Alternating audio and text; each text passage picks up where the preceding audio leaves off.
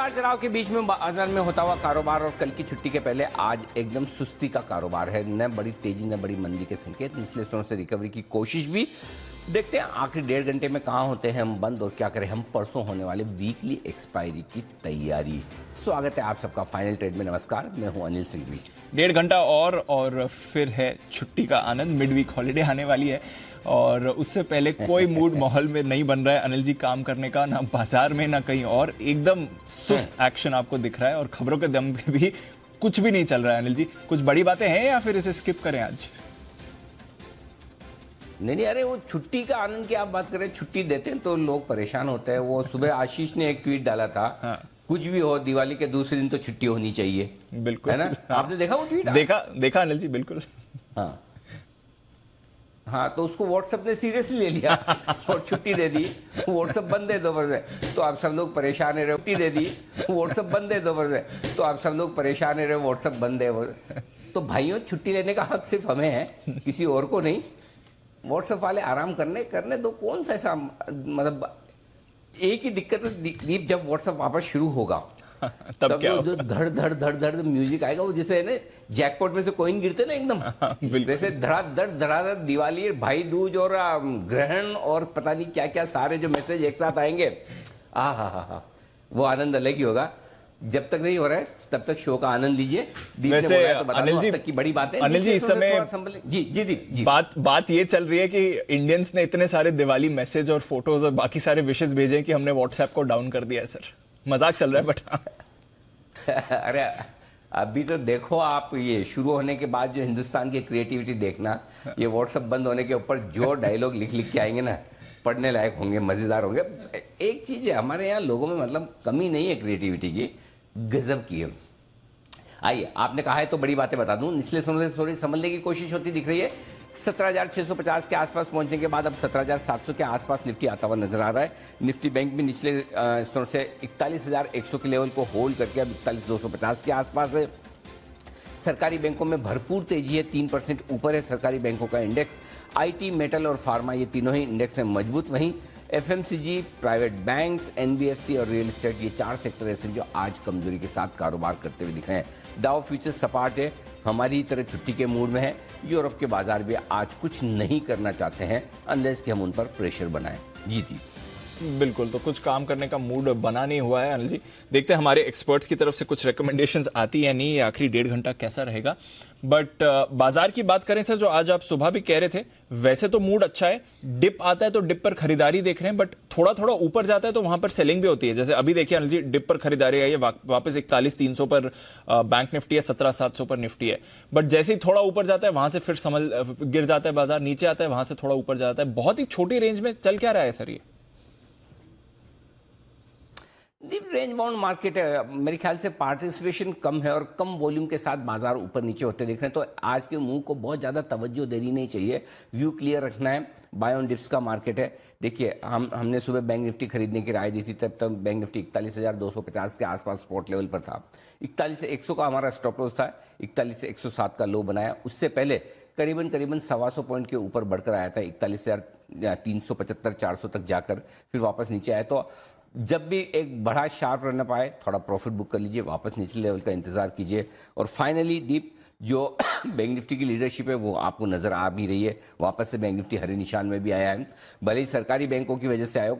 Churning चल रही है, कुछ ना कुछ ऐसा हो रहा है इस मार्केट में जो मार्केट को नीचे नहीं जाने दे रहा है और प्रॉफिट बुकिंग के लिहाज से थोड़ा ऊपरी स्तरों पर प्रेशर है। ऊपरी स्तरों पर प्रेशर की एकमात्र वजह ये है कि पिछली बार भी आप 17,800 के आसपास के लेवल से थोड़ा सा घूमे थे, तो इस बार लोगों को लगता है कि चलो 17,800 फिर से आया, अटके हुए हैं, फंसे हुए हैं, थोड़ा बहुत प्रॉफिट बुक कर लें। तो हल्की फुल्की प्रॉफिट बुकिंग है और वो प्रॉफिट बुकिंग बाजार की सेहत के लिए अच्छी भी है।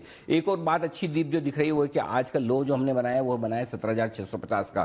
तो एक जो छोटा सा गैप छोड़ के आए थे मार्केट 17,625-675 की रेंज में, कमोबेश वो गैप पूरा कर लिया है बाजार ने। तो आई थिंक वो भी एक अच्छा बात हुआ है। तो मुझे नहीं लगता कि कहीं कोई खास दिक्कत वाली बात बाजार में इस वक्त है। मूड माहौल पॉजिटिव साइड पर है और पॉजिटिव साइड पर बने रहें। डाउ फ्यूचर्स 25-30 पॉइंट नीचे है, नैस्डैक फ्यूचर्स 10 पॉइंट ऊपर है। सो अमेरिका में भी मिला जुला कारोबार है। हाँ, थोड़ा सा आपको डर इस बात को लेकर लग सकता है कि 2 दिनों में डाउ अगर 1200-1300 पॉइंट बढ़ा है तो हो सकता है एक दिन ठंडा रह भी सकता है। लेकिन एक दिन ठंडे रहने से आपको क्या फर्क पड़ता है? आपको तो कल ट्रेड करना नहीं है, परसों वापस आएंगे। वीकली एक्सपायरी मंथली एक्सपायरी वाला भी दिन है, बड़ी पोजीशंस भी रहेगी। तो आज और परसों तक थोड़ी बहुत उतार चढ़ाव रहेगी, और उस उतार चढ़ाव में जब भी सही सपोर्ट लेवल के आसपास बाजार मिले आपको खरीदारी करनी है। मसलन कि 41,100 बैंक निफ्टी का सपोर्ट था, वहीं पर रुका है। निफ्टी पर 17,625 675 सपोर्ट रेंज है, वहीं पर रुका है। तो ऐसी कोई खास बड़ी तेजी और बड़ी मंदी आखिरी 1.5 घंटे में होगी, इसकी संभावना फिलहाल तो कम दिखती है। जी दी। ओके, तो कुछ बड़ा एक्शन आखिरी 1.5 घंटे में होगा, ये संभावना कम है। स्टॉक स्पेसिफिक एक्शन जरूर दिख रहा है स्क्रीन पर, और इस पर जरूर हमारे एक्सपर्ट्स के साथ राय लेंगे। थोड़ी देर में अनिल जी से डेटा भी समझेंगे, उनकी स्ट्रैटेजी भी समझेंगे। आइए, खबरें अगर कुछ हैं तो ये जान लें, और इवेंट्स यहां पर फिर भी थोड़ा एक्शन आपको दिख रहा है। कुशल ही हैं सिर्फ मेरे साथ स्टूडियो में, और सिर्फ बता रहे हैं इवेंट्स कौन से हैं। कुशल, खबर तो ये है व्हाट्सएप नहीं चल रहा, बस यही खबर है, ये आपने बोल दी। चलिए इवेंट्स तो बताइए फिर।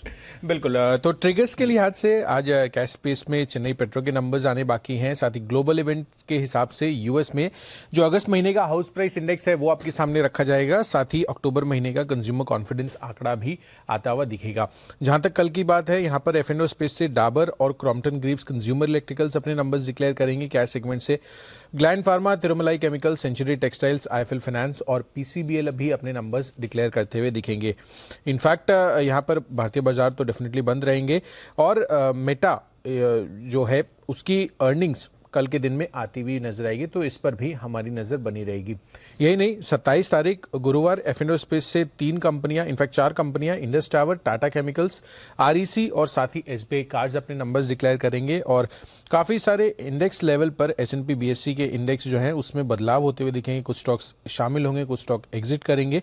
और कावेरी सीड, इस पर भी नजर रखिए, क्योंकि यहाँ पर बायबैक को लेकर कंपनी बोर्ड बैठक करती हुई दिखेगी। कुछ एक्स डिविडेंड होते हुए दिखेंगे स्टॉक्स, जिसमें Infosys, ICICI Lombard, L&T technology services शामिल हैं। और एनएमडीसी भी अपना जो स्पिन ऑफ है मर्जर की वजह से, उसकी भी एक्स डेट होती हुई दिखेगी 27 तारीख को। जहां तक ग्लोबल इवेंट की बात है, ईसीबी का ब्याज दरों पर फैसला आएगा, यहां पर हमारी बड़ी नजर रहेगी। Q3 का जीडीपी आंकड़ा यूएस का, और एप्पल और अमेजॉन की अर्निंग्स पर भी हमारी नजर बनी रहेगी। ओके, तो ये है आपके लिए पूरा का पूरा खबरों वाला एक्शन। खबर का कुशल सिर्फ आपने बताई, आपके अलावा किसी ने नहीं बताई, और किसी ने आने की जरूरत नहीं समझी स्टूडियो में, जैसे कि आशीष, नुपुर, वरुण? नहीं सर, किसमें बिजी है सब? अनिल जी, आज तो सिचुएशन ऐसी है सर कि कितना भी बड़ा फॉन्ट साइज कर लो फिर भी एक शीट पेपर नहीं भरने वाली सर खबरों के साथ। अच्छा हुआ लड़ाई नहीं हुई कि मैं करूंगा। एक एक खबर के लिए 5 बैठ जाते हैं, एक खबर में बताऊंगा, एक ये बताएगा, एक ये बताएगा। चलिए, तो हमारे इतना भाईचारा है ना, इसलिए चल जाता, नहीं तो बाकी एक एक खबर के लिए लड़ पड़ते हैं। चलिए, तो इतनी सी खबरें हैं, इतना बड़ा मार्केट। आइए, एक्सपर्ट्स पूरे उतने के उतने हैं तैयार। राकेश जी आ गए हैं, किरण जी बिल्कुल नियमित तौर पर हमारे साथ तैयार हैं, सुमित जी का भी स्वागत है, नितिन जी, हिमांशु जी, सिमी जी और सिद्धार्थ सैदानी साहब, सारे के सारे हमारे एक्सपर्ट्स हैं हमारे साथ तैयार। आप सबका बहुत बहुत स्वागत है। तो बंसल जी, पहले तो ये बताएं कि दिवाली कैसी रही सर? अनिल जी, दिवाली बहुत अच्छी रही अनिल जी। उससे पहले अनिल जी, दिवाली के बाद तो अनिल जी कोई शुभकामनाएं देता नहीं है, बट आपका अनिल जी कुर्ता और सोफा देखकर आपको अनिल जी दिवाली की हार्दिक शुभकामनाएं अनिल जी। दोबारा से अनिल जी ऐसा फील हो रहा है कि आप महाराजा हैं, और अनिल जी मन कर रहा है कि आपसे कोई छोटा मोटा राज्य मांग लो, उसका आप राजा बना दें, जैसे पुराने जमाने में होता था कि महाराजा खुश होकर अनिल जी छोटे मोटे देश का राजा बना देते थे। तो ये देख के अनिल जी फीलिंग आ रही है। तो अनिल जी यही मतलब कि किसी छोटे मोटे देश का राजा बनने के लिए अनिल जी ये शो करा है मैंने, ये वाला। अरे गले में मैं कब से चेक कर रहा, हार वार होता ना अब तक तो दे दिया होता मेरे, लेकिन है ही नहीं, क्या करूँ। तो मैं देखा कहीं ऐसा हाथ में आ जाए कर जाए, लेकिन आया नहीं बंसल जी, अफसोस। कोई बात नहीं, अगर मुझे राज्य मिला तो आप अपनी रियासत पक्की समझो, मतलब जागीर जिसको कहते हैं।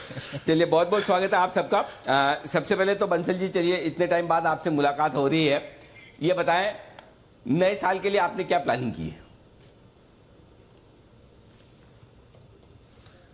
अनिल जी, अभी तो नए साल की तो प्लानिंग अनिल जी दूर की है। अभी तो मैं कुणाल जी को तैयार कर रहा हूं कि मिड नवंबर में मेरे साथ विदेश यात्रा पे चलें। तो अभी तो अनिल जी मिड नवंबर की छुट्टी की प्लानिंग चल रही है मतलब कि न्यू ईयर तो अनिल जी भी दूर है, अभी तो मिड नवंबर की छुट्टी की मैंने दरखास्त दी है कुणाल जी को, वो अप्रूव करेंगे तो अनिल जी दरखास्त आप तक आएगी। समझ में आ गया, मतलब आप भी काम करने के मूड में नहीं हो। एक तो वैसे कल शो किया नहीं, आज सुबह किया नहीं, अभी आए तो आते अगली खुद की तो छुट्टी की प्लानिंग कर दी, कुणाल जी की भी करवा रहे हैं, बहुत ही बढ़िया। लेकिन इन सब के बीच में एक ही आदमी सबसे ज्यादा काम करता हुआ दिखा है, मतलब दो एक्चुअली, एक तो गलत हो जाएगा, एक तो हमारे किरण जी, दूसरा सिमी जी, तो दोनों ही बिल्कुल डटे हुए हैं। तो पहला बिल्कुल किरण जी के लिए, किरण का कमाल।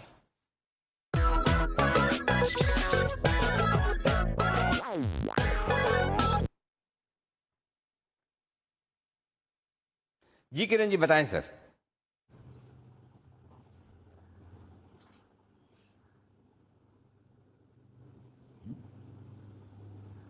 किरण जी अनिल जी, पहले तो अपडेट, आज सवेरे हमने पहले मैकडॉवेल लिया था, 20 रुपए ऊपर है, फिर भी ट्रेलिंग स्टॉप लॉस का इस्तेमाल करने की सलाह है। दूसरा स्टॉक मैंने भेल दिया था, वो भी टारगेट से सिर्फ 65 पैसे दूर है, तो वो भी टारगेट्स हासिल हो जाएंगे। पहले उसको भी ट्रेल करना है, बड़े टारगेट्स है, बिल्कुल हासिल होते नजर आएंगे।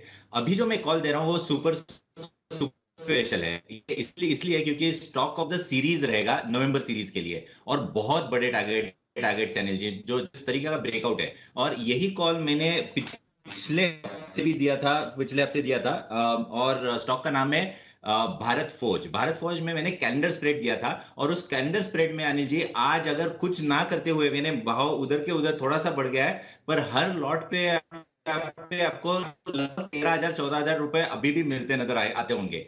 और जो मेरा टारगेट है सितंबर सीरीज का, वो है लगभग 900 के आसपास, अभी 810 के आसपास ट्रेड कर रहा है। मेरा मानना है कि जल्दबाजी नहीं करनी चाहिए, आराम से रखना है, बाय करके रखना चाहिए। आपका बड़े टारगेट्स के ये प्लान करना चाहिए। अगर एक्सट्रीम शॉर्ट टर्म व्यू है तो 825 ये गुरुवार शुक्रवार को ही देखने को मिलेंगे, पर मैं उधर सेटिस्फाइड नहीं रहूंगा। मेरा मानना है आपका टारगेट 890 900 के आसपास के देखने को मिल जाने चाहिए। बहुत ही शानदार पैटर्न देखने को मिल रहा है और उसको छोड़ना नहीं चाहिए अनिल जी। बिल्कुल, तो बढ़िया पैटर्न है। भारत फौज किरण जी की शेयर की कंपनी है और वहां पर आप देख रहे हैं जबरदस्त एक्शन आपको बनते हुए दिख रहा है। डेज हाई पर ट्रेड कर रहा है, 3% ऊपर, 890 900, यानी कि बड़े टारगेट्स, 10% की अपसाइड किरण जी को यहां पर दिख रही है। स्टॉप लॉस अपना आप ट्रेल करके चल सकते हैं। किरण जी, इमीडिएट बेसिस पर कोई स्टॉप लॉस लगाना है सर? इमीडिएट बेसिस पे 800 के नीचे रहेगा, और मेरा फर्स्ट टारगेट जो कि गुरुवार शुक्रवार को आना चाहिए, वो लगभग 825 के आसपास रहेगा, पर उधर भी ट्रेल करने की सलाह दूंगा, क्योंकि जो कंसोलिडेशन है दीप बहुत ही बड़ा है। कंसोलिडेशन एक साल 14-15 महीने का कंसोलिडेशन है, तो ये काफी बड़ा कंसोलिडेशन के बाद ब्रेकआउट मिला है। चलिए, तो 800 के नीचे का एक ट्रेडिंग स्टॉप लॉस लगा लीजिए। ट्रेडिंग टारगेट्स आपके लिए 825 के हैं, बट अगर आप थोड़ा होल्ड करके ट्रेल कर लें अपना स्टॉप लॉस, तो 890 और 900 की क्षमता ये काउंटर रखता है, तो अच्छे रिटर्न्स भारत फौज से आ सकते हैं। आइए, लंबी कतार लग गई अब कॉल्स की, चलते हैं सिमी जी के पास और लेते हैं सिमी का नॉन स्टॉप शेयर।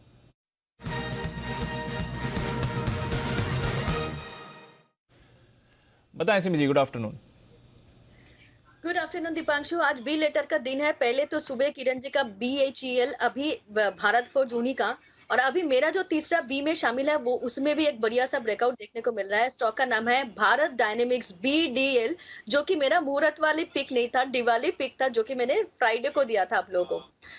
BDL में बहुत ही बढ़िया सा ब्रेकआउट देखने को मिल रहा है, और मैंने तो उस दिन एक दिवाली से दूसरी दिवाली तक का टारगेट 1450 से 1750 तक का दिया था।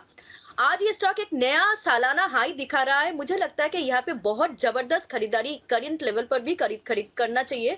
पूरा सेक्टर फोकस में है और पूरा सेक्टर में आज बाइंग भी हो रहा है। HAL भी देखिए, उसमें भी अच्छा बाइंग आई है। तो BDL का पहला टारगेट होगा 1020, दूसरा होगा 1050 और तीसरा होगा 1075। तो तीनों टारगेट्स के लिए BDL को खरीद कर चलेंगे। 965 के नीचे स्टॉप लॉस मेंटेन करना रहेगा। 1075 का फाइनल टारगेट के लिए BDL को खरीद कर चलेंगे।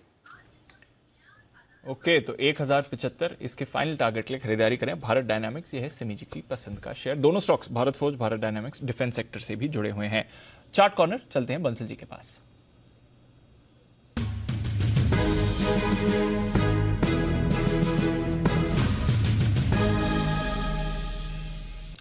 बंसल जी बताएं सर।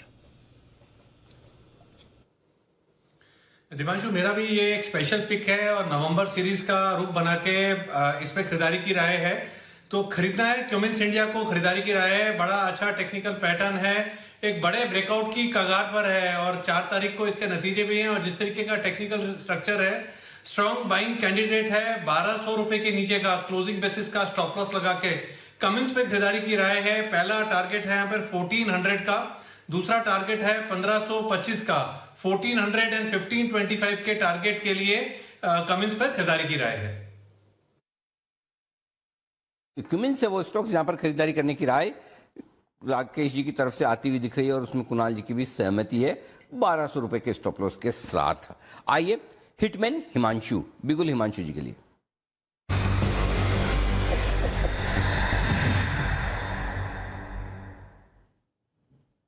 हिमांशु जी बताएं sir. Good afternoon to you Anil ji, good afternoon everyone. तो अनिल जी, पहले तो अपडेट, सुबह पीएनबी पर खरीदारी की राय दी थी, स्टॉक लगभग 5.5-6% ऊपर है। काफी अच्छा मूव आते हुए नजर आया है और 45-46 रुपए के 2 टारगेट्स मैंने सुबह डिस्कस किए थे। मुझे लगता है शायद आज या कल तक ही आते हुए नजर आ सकते हैं, जिस तरह का मूव देखने को मिल रहा है। दूसरा अनिल जी, स्टॉक देना था मुझे भी वही जो किरण जी ने सुबह का जो बदला अपना ले लिया, क्योंकि मैंने उनकी पिक ऑफ द डे उनसे पहले दे दी थी। तो मेरी पिक थी भारत फोर्ज, तो अब की बार वो मुझसे पहले निकल गए फास्टेस्ट फिंगर्स में और उन्होंने वो कवर कर दी है। फिलहाल अब मुझे अनिल जी अगर स्टॉक एक पसंद आ रहा है वो है स्टेट बैंक का। एसबीआई में एक अच्छा शानदार ब्रेकआउट बना हुआ है और मुझे लगता है कि ये कहीं ना कहीं 600 रुपए की तरफ जाने के लिए तैयार है। तो नवंबर एक्सपायरी की 580 के स्ट्राइक की कॉल ऑप्शन के जरिए यहाँ पर ट्रेड ले सकते हैं अनिल जी। 25.5 रुपए के आसपास के करंट लेवल्स हैं। यहाँ पर 24 रुपए तक खरीदारी करके चलने की सलाह रहेगी। स्टॉप लॉस मेंटेन करेंगे 21 रुपए का। टारगेट 32 और 35 रुपए के 2 टारगेट्स मुझे ऐसा लगता है कि आने वाले 1 से 2 दिनों में आते हुए नजर आ सकते हैं। एसबीआई की 580 नवंबर सीरीज की कॉल ऑप्शन में खरीदारी करके चलने की सलाह है। ओके, तो एसबीआई है वो स्टॉक्स जहां पर खरीदारी करने की राय, लेकिन कॉल ऑप्शन के जरिए हिमांशु जी आज तीसरे एक्सपर्ट हैं जिन्हें पसंद आया एसबीआई, सेठी साहब और सीमी जी की तरफ से। और जाहिर सी बात है हिमांशु जी, आपको उनका धन्यवाद स्वीकार करना पड़ेगा। लेकिन हिमांशु जी जो राय दे रहे हैं वो नवंबर महीने का खरीदने के लिए कह रहे हैं, अभी वाला नहीं, अगले महीने का खरीदे। 25-50 में लेना है, 21 का स्टॉप लॉस, 32 और 35 के टारगेट के लिए। सुमित जी भी तैयार है अपनी कॉल के साथ। बिगुल उनके लिए सुमित का सुपर हिट।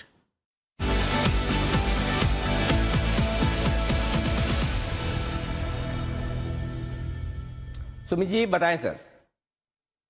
नमस्कार अनिल जी, गुड आफ्टरनून। एक तो अपडेट, सुबह एलएनटी दिया था, एलएनटी डेज हाई पे ट्रेड कर रहा है, उसका टारगेट हिट हुआ है, तो एक मोहर लग सकती है उसके ऊपर। और अब जो स्टॉक मेरे रडार पे आया है वो है फार्मा सेक्टर का स्टॉक का भाव चल रहा है 405 रुपए 25 पैसे। स्टॉक का नाम है ग्लेनमार्क। ग्लेनमार्क के अंदर मोमेंटम बन रहा है। ग्लेनमार्क पिछले 3-4 महीनों में एक साइडवेज चैनल में ट्रेड कर रहा था और आज इस साइडवेज चैनल का ब्रेकआउट आ रहा है, आएगा ऐसा लगता है। स्टॉक आज और आने वाले दिनों के अंदर एक बढ़िया मूव ऊपर का दिखा सकता है। ग्लेनमार्क के अंदर पोजीशंस होल्ड करे, पीएमपी या सीएमपी से कोई डिप आता है तो फ्रेश खरीदारी करे। 395 396 ये स्टॉक का नीचे पे सपोर्ट है, तो 395 रुपए का इसके अंदर स्टॉप लॉस लगाए। ऊपर में जो टारगेट देखने को मिल सकते हैं ग्लेनमार्क के अंदर 3-4 दिनों के अंदर 415 रुपए से लेके 425 रुपए तक का मूव, जो कि 200 डीएमए लेवल्स होंगे, वहां तक का मूव बाउंस बैक में देखने को मिल सकता है। ग्लेनमार्क में खरीदारी करें, 395 का स्टॉप लॉस, 415 425 का टारगेट होगा। ओके, तो ये है आपके लिए ग्लेनमार्क पर इस वक्त राय है खरीदारी करने की 415 और 425 के टारगेट के लिए। और दीप, इस बीच मैं बता दूं कि मुझे आपका तो पता नहीं, मेरा व्हाट्सअप तो चल गया है। अपना अपना चेक कर लो भाइयों, मेरा वाला चल गया है। I think sir premium users का पहले चला है, यहाँ पर तो कोई अपडेट नहीं आया अनिल जी, बट अच्छी बात है कि चलिए एटलीस्ट मेरा सिविल स्कोर बहुत बेहतरीन है। समय से बिल भरते रहें, कभी भी लेट ना करें। पूरा 2:14 से लेकर 2:17 के 4 मैसेज मेरे पास आए हैं। आ गया, तो मतलब ऐसा लगता है कि 2:04 आ गया 2:14 पर व्हाट्सएप पुनर्जीवित हुआ है। चलिए, तो मार्केट के साथ साथ यहाँ पे भी अच्छी खबर आप दे रहे हैं सर कि व्हाट्सएप फिर से शुरू हो गया है। जो 2 घंटे का एक ब्रेक व्हाट्सएप ने हमें दिया था, वो भी शुरू हो गया। ओके, सुमित जी प्रसन्न हुए, सुमित जी थम्स अप देते हुए। और कौन कौन प्रसन्न हुए जरा स्क्रीन पे देख लूं एक बार, किन किन का। सुमित जी, इतना प्रसन्न होने के ऐसा किसके मैसेज का इंतजार कर रहे थे आप व्हाट्सएप पे कि ये मैसेज आना बाकी है, क्यों बंद हो गया? ऐसा कौन है और ऐसा क्या मैसेज था? अनिल जी, जैसे ही आपने बोला मैंने चेक किया तो मुझे भी मैसेज रुक रुक के आना स्टार्ट हुए, लेकिन आ रहे हैं। तो अनिल जी, एक्चुअली डे टू डे दिनचर्या में इतनी आदत पड़ चुकी है ना कि थोड़ा सा मैसेज देख के अच्छा लगा, वरना 2.5 घंटे से ऐसा लग रहा था सन्नाटा छाया हुआ है। ओके, तो आप जो मैंने सवाल पूछा उसका जवाब सीधे सीधे नहीं देंगे, बाद में अकेले में अलग से बताएंगे। ओके चलिए, बढ़िया है। सिद्धार्थ जी, ये तैयार, बिगुल का वक्त super Sid.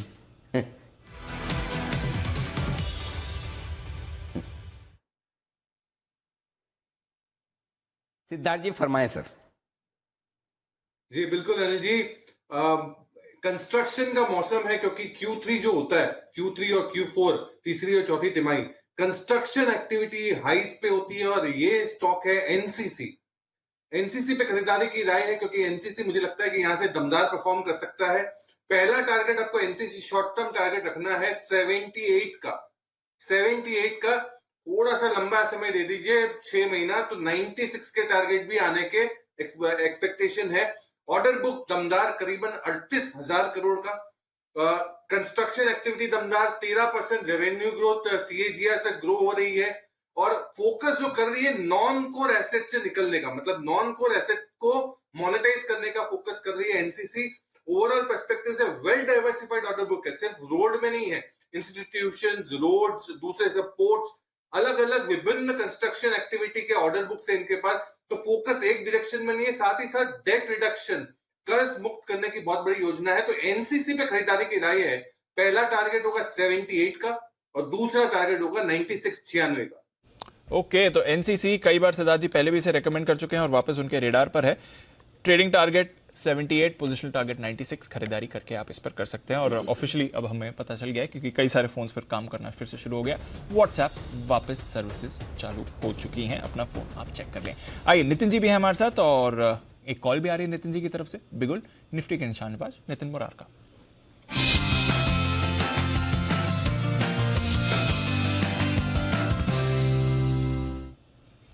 Good afternoon Nitin ji, बताएं सर। देखिए दीपांशु, यहाँ पे ट्रेड है LNT पे जो 1944 के आसपास कैश मार्केट में है। इसके टारगेट्स करीब 1980 के हो सकते हैं और इसमें रोलओवर्स काफी स्ट्रॉन्ग और पॉजिटिव रोलओवर्स हो रहे हैं। 31 को रिजल्ट्स है, यानी नेक्स्ट मंडे को रिजल्ट्स हैं और रिजल्ट्स के पहले इसमें एक ब्रेकआउट हो रहा है और फॉलो ऑन बाइंग भी दिख रही है। तो यहाँ से 1980 तक का टारगेट आना चाहिए। अब प्रीवियस वीक का हाई 1937 था जिसका ब्रेकआउट हुआ है और इस वीक का जो हाई है 1947 है जो हो सकता है आज ब्रेकआउट ले जाए। तो इसके 1980 तक के टारगेट बनेंगे और स्टॉप लॉस जो बनता है वो 1920 का बनता है। ओके, तो ये है आपके लिए LNT जहां पर आपको करनी है खरीदारी 1920 के स्टॉप लॉस के साथ। यहां पर आप एक्शन एक्सपेक्ट कर सकते हैं। एक्शन है बाजार में, स्टॉक्स काफी सारे मूव कर रहे हैं। PSU बैंक्स में अच्छी मूव आ रही है, बैंक निफ्टी वापस पॉजिटिव टेरिटरी में आ गया है। बट कंजम्पशन साइड की बात करें तो ये फेस्टिव सीजन शानदार रहा है और हमने देखा है ऑलरेडी ऑटो सेल्स ने तो कई रिकॉर्ड तोड़े हैं, रियल एस्टेट की सेल्स बढ़िया चल रही हैं, कंज्यूमर स्टॉक्स में आप बड़ा एक्शन देख रहे हैं। बट धनतेरस के मौके पर ज्वेलरी की सेल्स कैसी रही? सोने की बिक्री के बारे में तो हम हमारा कमोडिटी स्पेशल में आपको बता ही रहे थे, सोने और ज्वेलरी की बिक्री कैसी रही है? आइए जरा इस पर एक अपडेट लिया जाए। आशीष सर हमारे साथ हैं तैयार। आशीष, यहाँ पर भी रिकॉर्ड? श्योरली मुझे लग रहा है कि पूरी तरीके से रिकॉर्ड यहाँ पर भी टूटा है क्योंकि बहुत सारी रिपोर्ट है दीपांशु, क्योंकि एक स्पेसिफिक नंबर नहीं है हमारे पास, लेकिन जो रिपोर्ट्स में देख रहा हूँ यहाँ पर देखिए माना जा रहा है कि करीब करीब पिछले साल के मुकाबले आपको 15 से लेके 35% तक की जो साल दर साल ग्रोथ है वो आपको ज्वेलरी सेल्स में देखने को मिली है। और काफ़ी इंटरेस्टिंग होता है, बहुत खास दिन होता है ज्वेलरी के हिसाब से। धनतेरस को अगर आप देखें तो मैं देख रहा था स्टैटिस्टिक्स के हिसाब से कि हर साल धनतेरस के दिन करीब 20 से 30 टन सोना बिकता है भारत में। और यहाँ पर अगर आप देखें तो इस बार भी जो रिपोर्ट्स मेरे पास निकल कर आ रही है, रेंज में निकल कर आ रही है, क्योंकि जैसा मैंने आपको बताया कि एक डेफिनेट आंकड़ा नहीं है कि भाई इतने की सेल्स हुई हैं, लेकिन जो सबसे कम साइड पर भी है वो भी अगर आप देखें तो 25,000 करोड़ की बिक्री बताई जा रही है। कुछ रिपोर्ट्स ऐसी भी हैं जो 45,000 करोड़ का भी जो आंकड़ा है वो बता रही है। जो वॉल्यूम ग्रोथ है, जो अनलिस्टेड प्लेयर से बात हुई है, जो इंडस्ट्री सोर्सेज से मेरी बात हुई, उनके हिसाब से भी अगर आप देखें तो वॉल्यूम भी करीब करीब 40% बढ़ी है। और जो आय है यहाँ पर भी अगर आप देखेंगे तो पिछले साल के मुकाबले बिक्री में भी आपको आपको कम से कम 15 से लेके 35% तक का जो बड़ा इजाफा है वो देखने को मिला है। खास बात ये भी है कि 25 नवंबर से अगर आप देखें तो शादियों का सीजन शुरू हो रहा है, तो काफी सारे ग्राहक ऐसे हैं जिन्होंने अपनी प्री बुकिंग करके रखी है, तो इसके हिसाब से भी अगर आप देखें तो काफी बढ़िया है। हालांकि एक चीज है, क्योंकि T20 का मैच चल रहा था दीपांशु, तो कुछ स्टैटिस्टिक्स ऐसी भी जो इशारा कर रही थी कि वो टाइम पे अगर आप देखें तो यूपीआई पेमेंट्स भी ड्रॉप कर गए थे, तो लोगों ने मतलब खरीदारी वो टाइम कम की। लेकिन जैसे ही मैच खत्म हुआ उसके बाद से दोबारा से एक ट्रेंड में इजाफा देखने को मिला है, तो हो सकता है कि आगे जाके जो तिमाहियां हैं ज्वेलरी कंपनीज के लिए बड़ा टर्न अराउंड पेश करें। टाइटन, कल्याण ज्वेलर्स, गोल्डियम इंटरनेशनल और थंगवेल ज्वेलरीज, ये स्टॉक आप अपने रडार पर रखें। ओके, तो ये है आपके लिए अपडेट। अनिल जी, जबरदस्त सेल्स रही है, हम तो बार बार कह रहे थे फेस्टिव सेल्स रिकॉर्ड तोड़ने वाला है, ज्वेलरी सेल्स में भी रिकॉर्ड टूटे। और ये इंटरेस्टिंग चीज आशीष ने बताई, डेटा भी है, आई थिंक मिहिर वोरा साहब ने पहले ट्वीट किया था कि जो कोहली की बैटिंग चल रही थी, जो 10 ओवर से Anil ji last few overs में भारत में लोगों ने ऑनलाइन शॉपिंग बाकी सब काम बंद कर दिया और उस समय सिर्फ और सिर्फ मैच देखा जा रहा था। उसके बाद फिर से जबरदस्त शॉपिंग आई, बट वो जो आधा घंटा था टेंस बैटिंग का, उस समय कुछ भी ट्रांजैक्शंस नहीं हो रहे थे सर। इतना तो बनता है दीप, ऐसा मैच कहाँ रोज रोज देखने को मिलता है, once in a lifetime वाला मैच था। अच्छा, उस पर आऊँ उससे पहले एक चीज ये आशीष जो बता रहे हैं शादियों का सीजन भी आने वाला है। आशीष, कब से आ रहा है शादियों का सीजन? सर 25 नवंबर से मुहूर्त शुरू है, दिसंबर में भी बहुत सारी डेट्स हैं, जनवरी में भी हैं। कोई अपने जान पहचान वाले के आसपास में परिवार में किसी की है शादी? आसपास तो नहीं है सर, अभी परिवार में तो बहुत सारी होंगी। हाँ? किसकी? सर रिलेटिव्स, फैमिली, फ्रेंड्स जिनकी है, यहाँ पर आसपास नहीं है लेकिन। अच्छा, ओके। है तो अभी तक मेरे पास न्योता नहीं आया ऑफिस में से। ओके, अच्छा, ओके। तो नजर रखिएगा, जब इतनी रिसर्च कर ही लिया आपने कि 25 नवंबर से शादियां हो रही है, तो थोड़ी रिसर्च और करके ये बताएं किस किस की हो रही है। जी सर। लेकिन जहां तक जो शॉपिंग वाला जो इंटरेस्टिंग डेटा निकाला आशीष ने कि मैच के दौरान जब वो 10 ओवर के बाद सारा खत्म हो गया, तो उस समय तो मतलब बहुत सारे लोगों ने तो सांस लेना भी भूल गए थे दीप। मतलब वो तो माहौल और मैच ऐसा था कि मतलब पूछिए मत। मुझे याद नहीं आता कि लाइफ में आपको बहुत बार ऐसे बेहतरीन मैच देखने को मिलते हैं जहां मतलब हर बॉल पर रोमांच, मतलब इधर से उधर, उधर से उधर। हाँ, पहली बार पता चला कि बैंक निफ्टी से ज़्यादा वॉलेटाइल भी कुछ और चीज़ है लाइफ में, तो वो क्रिकेट है एक्चुअली, इजंट इट। लेकिन हाँ, बैंक निफ्टी का यहाँ तक याद आया दीप, 41,360 के आसपास है। जो हमने सुबह बाय कॉल दिया था, लगभग 125 पॉइंट ऊपर बैंक निफ्टी है वहाँ से। कॉल्स में भी थोड़े दाम ऊपर होंगे। आज ही धीरे धीरे आप प्रॉफिट बुक करने की कोशिश करें। थोड़ी देर में मैं आपके सामने डेटा भी रखूंगा, लेकिन चूंकि धीरे धीरे बढ़कर आ रहे हैं हम, अभी 70 पॉइंट नीचे डाउ फ्यूचर्स। डाउ थोड़ा सा आज ढीला दिख रहा है, 2 दिन से काफ़ी तेजी हुई है, तो ऊपरी लेवल पे थोड़ी थोड़ी प्रॉफिट बुकिंग करने की राय है। सो वापस से जब नीचे मौका मिलेगा 41,100 150 की रेंज में, तब एंट्री की जाएगी। 350-400 की रेंज में प्रॉफिट बुक करने की राय होगी मेरी। तो मैंने कहा आपने बोला ही है तो मैं लगे हाथ आपको बता दूं। जी दीप। एब्सोल्युटली। तो अगर आप चाहें तो मुनाफा थोड़ा यहाँ पर आप बुक कर सकते हैं, जो 2000 में अनिल जी की तरफ से राय आई थी आज सुबह बैंक निफ्टी में खरीदारी की। 41,400 पर आपका जो पहला टारगेट है वो वहाँ पर उसके बर्न दूसरे टारगेट और तीसरे टारगेट के करीब भी आए। मुनाफा बुक करके आप चल सकते हैं, यहाँ पर अच्छे लेवल्स मिल रहे हैं। आइए, आई थिंक सुमित जी की तरफ से एक कॉल है, बिगुल सुमित जी के लिए, सुमित का super hit.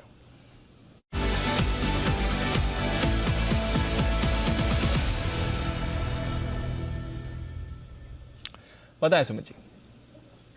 Deepanshu, banking stocks के अंदर एक अच्छा मोमेंटम बना हुआ है और एक अच्छा मूव देखने को मिल रहा है। तो जो स्टॉक अभी मेरे रडार पे आया है उसका भाव चल रहा है 238 रुपए, 238 रुपए 50 पैसे। स्टॉक का नाम है इंडियन बैंक। इंडियन बैंक के अंदर मोमेंटम बना है, रिसेंट के हाई तो ब्रेक हो ही चुके हैं और कंटिन्यूसली एक अपट्रेंड के अंदर है। और पिछले 5 से 7 दिनों के अंदर भी stock daily on an average तेजी का मूव दिखा रहा है। यानी मार्केट की वॉलिटिलिटी, मार्केट की गिरावट में इसको कुछ भी असर नहीं पड़ रहा है। तो फिलहाल जिन्होंने पोजीशंस बना रखी है वो लोग होल्ड करें, कोई भी डिप आता है तो खरीदारी करें।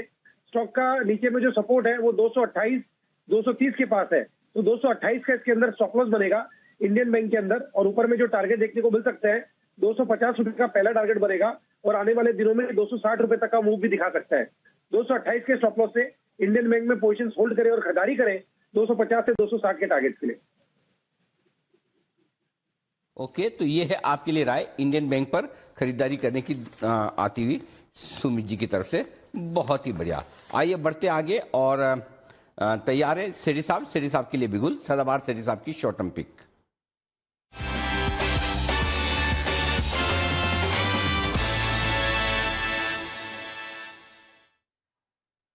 सबसे पहले तो सेठी साहब आपको बधाई।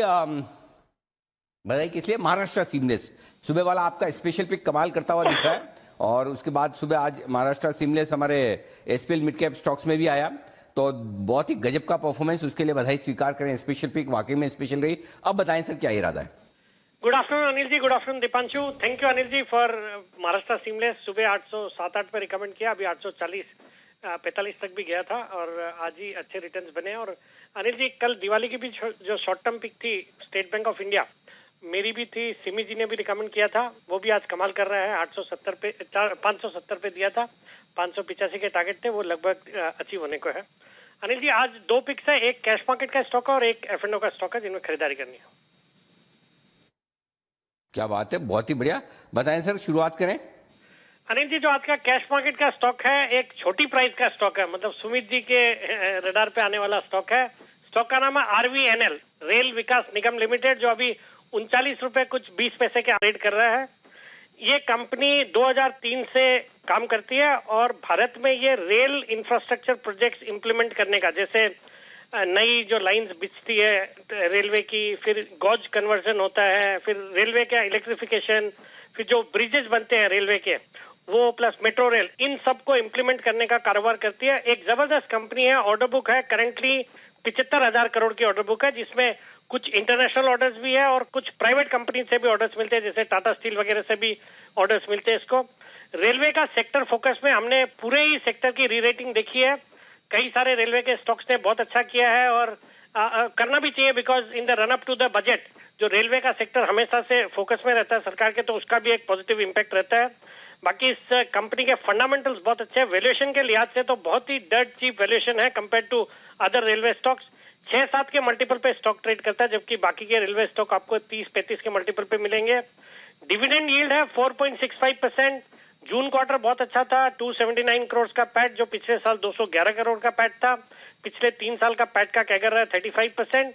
तो एक जबरदस्त कंपनी और एक बहुत अच्छे लेवल्स पे स्टॉक ट्रेड करता है। आज हालांकि 5-6% बढ़ा हुआ है, बट मुझे लगता है इस स्टॉक को इन लेवल्स पे भी खरीदना चाहिए।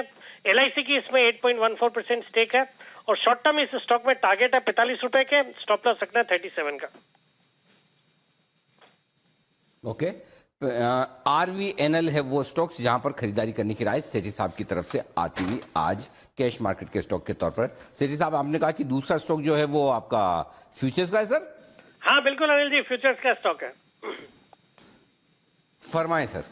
अनिल जी जो फ्यूचर्स का स्टॉक है, एक डिफेंस स्टॉक है। स्टॉक का नाम है हिंदुस्तान एरोनॉटिक्स लिमिटेड, HAL। इसके नवंबर फ्यूचर्स में खरीदारी करनी है। 2490-95 के लेवल पे अभी ट्रेड करता है।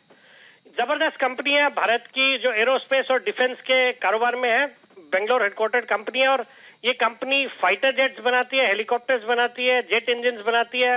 फिर जिस तरह से सरकार का डिफेंस में आत्मनिर्भर होने का एक लक्ष्य है, तो उसका एक बड़ा फायदा इस कंपनी को मिलने वाला है या मिल रहा है। सरकार ने हाल ही में इस कंपनी को 83 तेजस हाई कॉम्बैट एयरक्राफ्ट के लिए 48,000 करोड़ का ऑर्डर दिया है, और ये कंपनी ने अभी हाल ही में डिक्लेयर भी किया कि अगले 5 साल में 85,000 करोड़ के ऑर्डर्स एग्जीक्यूट करेगी।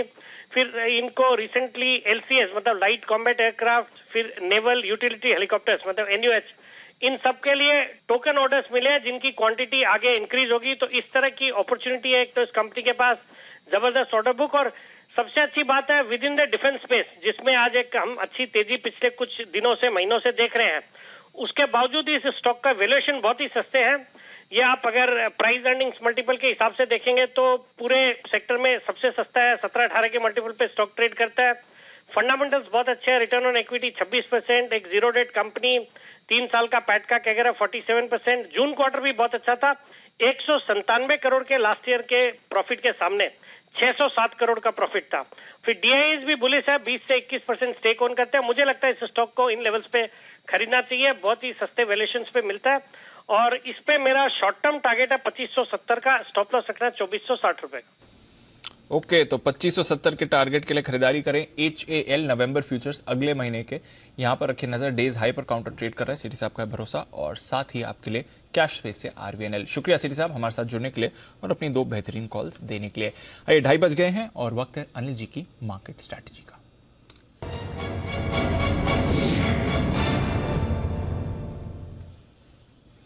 अनिल जी थोड़ा सुस्त दिख रहे हैं सुबह से। अच्छी शुरुआत के बाद डाउ फ्यूचर्स थोड़ा नीचे हैं, 85 अंक नीचे हैं, यहाँ पर हल्की नरमी है। नैस्डैक फ्यूचर्स ऑलमोस्ट सपाट है, मामूली गिरावट है, 12 पॉइंट्स ही नीचे है।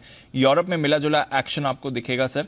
कच्चा तेल दायरे में है, कोई परेशानी नहीं है। रुपया थोड़ा कमजोर हुआ है, करीब 10 पैसे की कमजोरी रुपए पर है। और एशिया में एक बार फिर से चाइना के बाजार वॉलेटाइल थे, हालांकि जापान पॉजिटिव क्लोज हुआ। एक अच्छी बात है अनिल जी, जो यूके की बॉन्ड यील्ड की हम बात कर रहे थे, लगातार 4% के ऊपर चली गई थी जब वो मिनी बजट आया था कुछ हफ्ते पहले, वो वापस उन्हीं लेवल्स के आसपास आ गई है जहां से उस पर स्पाइक आया था। तो 5 हफ्ते के निचले स्तर पर यूके की बॉन्ड यील्ड इस समय है, जो गिल्ट है वो 5 हफ्ते के निचले स्तर पर है। तो वहां पर थोड़े स्टेबल संकेत आ रहे हैं, जिसकी वजह से पहले बाजार में परेशानी शुरू हुई थी।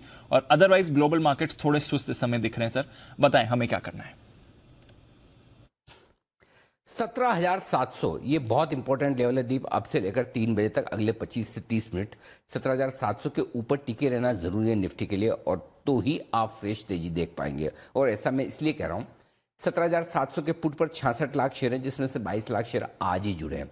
अच्छी खासी ओपन इंटरेस्ट वहां पर है और लगातार 17,700 के नीचे आधे दिन से ज्यादा ट्रेड किया है। इसलिए जिन्होंने पुट बेचकर तेजी की पोजीशन बनाई वो थोड़े बैकफुट पर हैं। बैकफुट पे इसलिए भी हैं क्योंकि डाउ फ्यूचर्स 80-90 पॉइंट नीचे हो चुका। तो अमेरिका से बहुत सपोर्ट मिल रहा है और 2 दिन अगर 1300 पॉइंट डाउ चढ़ जाए तो सबको लगता है ना थोड़ा ढीला हो सकता है। तो थोड़ा सा है ना मन में डर है तेजी करने वाले ट्रेडर्स के लिए, इसलिए 17,700 ऊपर रहना जरूरी है। क्यों जरूरी है? अगर 17,700 के ऊपर निकलकर टिके तो 17,700 के कॉल ऑप्शन पर 1 करोड़ 1 लाख शेयरों का ओपन इंटरेस्ट है, जिसमें से 48 लाख शेयर आज ही जुड़े हैं।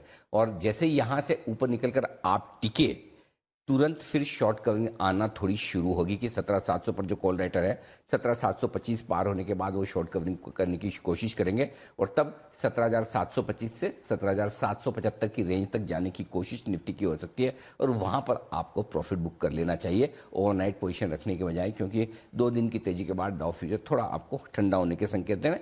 परसों सुबह आप फिर आकर कर सकते हैं। 2 दिन की ट्रेडिंग सेशन की गैप है, कल की और आज का भी सेशन होगा, तो इतना ग्लोबल वोलेटिलिटी के बीच में पोजीशन कम रखेंगे तो बेहतर है। तो 17,725 17,775 अगर आखिरी 1 घंटे में मिलता है, जो कि अगर 3 बजे तक आप 17,700 के ऊपर टिक गए तो हो सकता है 775 825 की रेंज में भी पहुंच जाए, वहां पर प्रॉफिट बुकिंग करने की राय होगी। अब आइए bank Nifty. For a change फिर से बैंक निफ्टी ज्यादा मजबूत दिख रहा है निफ्टी के मुकाबले में। क्यों दिख रहा है वो बताऊं। पहली चीज तो दीप ये कि 41,000 के नीचे आप बंद नहीं होंगे, ये कंफर्ट आराम से ले सकते हैं। हाईएस्ट ओपन इंटरेस्ट वहां पर है। इनफैक्ट आप 41,200 के नीचे भी क्लोज नहीं होंगे बैंक निफ्टी पर, यह भी कंफर्ट ले सकते हैं। 27 लाख शेयर 41,200 के पुट पर है और 41,200 ही कश्मकश वाला लेवल बना हुआ है। 41,200 के कॉल पर 32 लाख शेयर थे, पुट पर 27 लाख शेयर। ये कॉल राइटर पीछे आ चुका है बैकफुट पर, क्योंकि अब आप 41,300 के ऊपर ट्रेड कर रहे हैं और 41,300 के कॉल पर भी 30 लाख शेयर है। एक मजे की बात बताता हूं, जहां निफ्टी में इतनी शॉर्ट पोजीशन नहीं है, बैंक निफ्टी में खतरनाक शॉर्ट पोजीशन दिख रही दीप। कैसे? 41,300 के ऊपर जब बैंक निफ्टी टिका हुआ है, 1 crore 5 lakh share bank Nifty के कॉल राइटर स्ट्रेप हैं और ऊपर में 41,500 तक जाने को तैयार है, वहां पर हाईएस्ट ओपन इंटरेस्ट। तो ऐसा लग रहा है आखिरी 1 घंटे में बैंक निफ्टी 41,425 41,500 तक की रेंज में जा सकता है और वहां पर आपको प्रॉफिट बुक करना है। आज सुबह हमने आपको बैंक निफ्टी पर खरीदारी का कॉल दिया था, 41,300 का कॉल ऑप्शन, चाहे तो आप वो भी होल्ड कर सकते हैं, डे एंड पर प्रॉफिट बुकिंग करें। 41,250 के आसपास स्पॉट लेवल था, तब बाय कॉल दिया था। 41,100 का स्टॉप लॉस था जो कि ट्रिगर नहीं हुआ। पार्ट प्रॉफिट आप अभी बुक कर लीजिए, पार्ट प्रॉफिट 41,425 41,500 के आसपास कर सकते हैं। लेकिन मेरी राय ये होगी कि आज ही प्रॉफिट बुक कर लें बजाय परसों के लिए पोजीशन रखने के, क्योंकि एक दिन की छुट्टी है, लंबी पोजीशन रखने के बजाय आज का आज मुनाफा होता है, वो बेहतर है। परसों की परसों देखी जाएगी। तो ओवरऑल बैंक निफ्टी ज्यादा बेहतर दिख रहा है निफ्टी के मुकाबले में, क्योंकि शॉर्ट्स का सहारा है और ऐसा लग रहा है 41,200 के नीचे बंद होगा नहीं। हो सकता है 41,300 के नीचे भी बंद ना करें, लेकिन निफ्टी 17,700 जहां पर अभी है, इसको पार करके टिकना इसके लिए बेहद जरूरी है। जी दीप। ओके, तो ये है आपके लिए राय। 17,700 का लेवल निफ्टी के लिए होल्ड करना जरूरी है। उसी लेवल पर इनफैक्ट समय निफ्टी दिख रहा है। बैंक निफ्टी में थोड़े शॉर्ट पोजीशन ज्यादा बने हुए हैं। चलिए यहां पर रखेंगे नजर। ये है अनिल जी की आपके लिए स्ट्रैटेजी। आइए सिद्धार्थ जी के पास चलते हैं और एक और कॉल आ रहा है उनकी तरफ से। बिगुल सुपर सेट।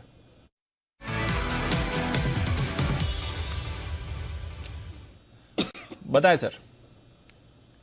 देखिए दीप, ये स्टॉक बुखार उतारने में काम लगता है और जोरदार बुखार उतारता है, और ये है ग्रैन्यूल्स। एपीआई बनाती है पैरासिटामोल और ग्रैन्यूल्स के नतीजे दमदार लगे। ग्रैन्यूल्स पे यहाँ पे शॉर्ट टर्म खरीदारी की राय है। टारगेट आपको रखना है 370 का, 370 का, 370 का ग्रैन्यूल्स पे टारगेट रखना है, क्योंकि रिजल्ट्स दमदार, 30% रेवेन्यू ग्रोथ, कामकाजी मुनाफा में 60% का इजाफा और दमदार प्रॉफिट में इजाफा 80% का। ग्रैन्यूल्स पे खरीदारी की राय है। मुझे लगता है कि ग्रैन्यूल्स इंडिया यहाँ पे जरूर खरीदे, क्योंकि एपीआई में पैरासिटामोल के वॉल्यूम्स दमदार ग्रो हुए हैं बाय 47%। ग्रैन्यूल्स इंडिया पे खरीदारी करें, क्योंकि यहाँ पे फार्मास्यूटिकल्स में एक ही तबका जो सबसे बेस्ट लगता है वो है एपीआई का, और पैरासिटामोल बनाने वाली कंपनी ग्रैन्यूल्स 370 के टारगेट के लिए। ओके, 370 के टारगेट के लिए ग्रैन्यूल्स, इस पर करें खरीदारी। ये है आपके लिए राय सिद्धार्थ जी की तरफ से। आइए नजर डालते हैं एक काउंटर पर जिसके आने वाले हैं नतीजे। कल छुट्टी है बट नतीजे आने वाले हैं डाबर के। कैसे रहेंगे नतीजे? वरुण है हमारे साथ तैयार बताने के लिए। वरुण, क्या है बाजार का अनुमान? कुछ ग्रेट तो नहीं रहने वाले दीप, और एक्चुअल में हमने देख ही लिया कि नतीजों के बाद किस तरह से पिटाई हुई, क्योंकि मैनेजमेंट की कमेंट्री जो है वो वीक थी। डाबर ने तो ऑलरेडी अपनी कमेंट्री दे दी और इन्होंने ऑलरेडी बता दिया है कि नतीजे काफी हद तक। दीप जी सर जी। दीप, मेरा एक सवाल है आपसे। जी सर। ये जो भी जिसके नतीजे ठीक ठाक, कमजोर या कुछ खास नहीं, ऐसे जो आने वाले होते हैं, ये आप छांट के वरुण को देते हैं या वरुण जो भी अनुमान बनाता है वो ऐसे ही निकलता है? सेकंड वाला ज्यादा रिलेवेंट है अनिल जी। अब मेरे हाथ में ऐसे नतीजे लगे हैं जो कुछ खास नहीं रहने वाले हैं। चुन के हम लेते हैं। कभी तो कोई ऐसा रिजल्ट बताओ कि तोड़ फोड़, शानदार, बेहतरीन, गजब के, जबरदस्त आने वाले हैं। ऐसा आज तक कोई नहीं आया आपके पास? अनिल जी, मैंने एक्सिस बैंक बताया था आपको, याद कीजिएगा, मैंने कहा था बहुत अच्छे नतीजे आएंगे। ओह हाँ, भीड़ में कहीं खो गया होगा शायद। जी बताया। तो नतीजे कुछ खास नहीं रहने वाले, और कंपनी ने जो अपनी कमेंट्री दी थी उसमें साफ कहा भी था कि काफ़ी सारी दिक्कतें हैं। सबसे पहले मैं आपको हमारा प्रीव्यू बता देता हूँ। रेवेन्यूज़ केवल 6% के आसपास बढ़ेंगे। एबिटा जो है वो 3% गिरने वाला है, जिसके चलते मार्जिन्स में गिरावट होगी। 22% से गिर के करीब 20% के आसपास आएगा। मुनाफा 3% गिरेगा, 505 करोड़ से गिर के करीब 490 करोड़ के आसपास आने वाला है। काफ़ी कम देखने मिलता है कि डाबर के नतीजों में आपको गिरावट देखने मिलेगी, लेकिन इस बार ये होने वाला है। कंपनी ने अपने जो क्वार्टरली अपडेट दिया था उसमें कहा था कि कंसोलिडेटेड आय जो है मिड सिंगल डिजिट में रहने वाली है। घरेलू कारोबार जो है वो भी ऐसा ही रहेगा। फूड और बेवरेज कारोबार जो है उसमें डबल डिजिट ग्रोथ के आसपास का अनुमान है। होम और पर्सनल केयर जो है उसमें मिड सिंगल डिजिट करीब 5-6% के आसपास की बढ़ोतरी होगी। हेल्थ केयर जो है हाई बेस के चलते यहाँ म्यूटेड परफॉर्मेंस रहने वाला है। हेल्थ केयर में याद रखिएगा, जो इम्यूनिटी के बेस्ड प्रोडक्ट्स इनके थे, कोविड में वहाँ पे काफ़ी बेहतरीन सेल्स हुई थी, इसके लिए बेस जो है वो काफ़ी हाई है, इसके चलते यहाँ पे तकलीफ होने वाली है। इंटरनेशनल बिजनेस हालांकि यहाँ पे ठीक ठाक रहेगा, लेकिन साथ ही साथ कंपनी ने कहा था कि जो इन्फ्लेशनरी प्रेशर्स है इसके चलते कहीं ना कहीं मांग में दिक्कत है, और खासकर जो रूरल मांग है वो अभी भी सुधरी नहीं है। ये एक दिक्कत की बात है, और इस कंपनी के करीब 50% के आसपास की आय जो है वो रूरल मार्केट से आती है, तो ये दिक्कत की बात है। और साथ ही साथ जिस तरह से इन्फ्लेशन बढ़ा था तो जाहिर सी बात है कम हुए हैं रॉ मटेरियल के कॉस्ट, लेकिन उसका इम्पैक्ट आने को थोड़ा समय लगेगा। फिलहाल जो है मार्जिन्स गिरने वाले हैं, इसके लिए मैं कह रहा हूं कि कुछ खास नहीं रहेंगे, इनफैक्ट थोड़े बहुत दबाव में ही रहने वाले नतीजे। ओके, तो खास नहीं रहेंगे, इनफैक्ट दबाव ही आने वाला है। और सिद्धार्थ जी, एफएमसीजी अब तक वैसा ही ट्रेंड रहा है, थोड़ा नतीजों से पहले एक्टिव थे, उसके बाद फिसले। कल भी हमने देखा एचयूएल दबाव था, इनफैक्ट कल के ट्रेडिंग में 3% फिसला था एचयूएल। आज भी कुछ ज्यादा खास मजा नहीं आ रहा है, 2.5% तो आज भी नीचे है। कोई टिप्पणी सर, जो कंजम्पशन से पोस्ट नतीजे स्पेशली डिसअपॉइंटमेंट दिख रहा है? बिल्कुल, एफएमसीजी में, और ये भी एक चीज बहुत ध्यान रखने वाली है कि आईटीसी के भी एफएमसीजी के नतीजे उतने दमदार नहीं रहे थे, जबकि हम मान रहे थे कि थोड़ा सा बिल्टअप ट्रैक्शन होगा Q2 में, बट वो दिखा नहीं है। बट मैं मानता हूँ कि ये Q3 में जो ये तिमाही चल रही है यहाँ पे ट्रैक्शन बिल्ट होगा, तो ये स्पेस में मैं डाबर के ऊपर तो डेफिनेटली बहुत ज्यादा बुलिश नहीं हूं। मैं मानता हूँ कि डाबर को अभी अवॉइड ही करना चाहिए, पर कोई स्टॉक अगर यही सेगमेंट में देखना हो तो एचयूएल डेफिनेटली अच्छा है क्योंकि प्रोडक्ट प्रोफाइल बड़ा है। बट टाटा कंज्यूमर मुझे अभी भी बहुत बेहतरीन लगता है यही सेगमेंट से, जिसके ऊपर आप नजर रख सकते हैं। खरीदना है खरीद सकते हैं, पर 6-12 महीने का समय रखना पड़ेगा। ओके, तो 6 से 12 महीने का समय रखना पड़ेगा। थोड़ा सुस्त माहौल या डल पीरियड आपको आते हुए दिख सकता है जहां तक एफएमसीजी और कंजम्पशन का सवाल है इस समय, बट सुस्ती नहीं है स्टॉक पिकिंग में। और हमारे एक्सपर्ट्स की तरफ से कई सारे आपके लिए कॉल्स आ रहे हैं। आई थिंक हिमांशु जी की तरफ से भी एक कॉल आ रहा है, मैं कंफर्म करता हूँ। हिमांशु जी, कॉल है आपकी तरफ से सर? जी दीपांशु, आइए बिल्कुल हिमांशु जी के लिए हिटमैन हिमांशु।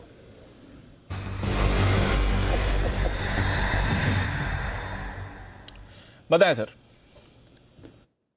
दीपांशु देखिए, ऑटो स्पेस में एक अच्छी आज स्ट्रेंथ देखने को मिल रही है और मुझे लगता है कि यहाँ पर जो एक लगातार काफी समय से एक तेजी जिस स्टॉक में देखने को मिली है वो स्टॉक है आइशर मोटर्स।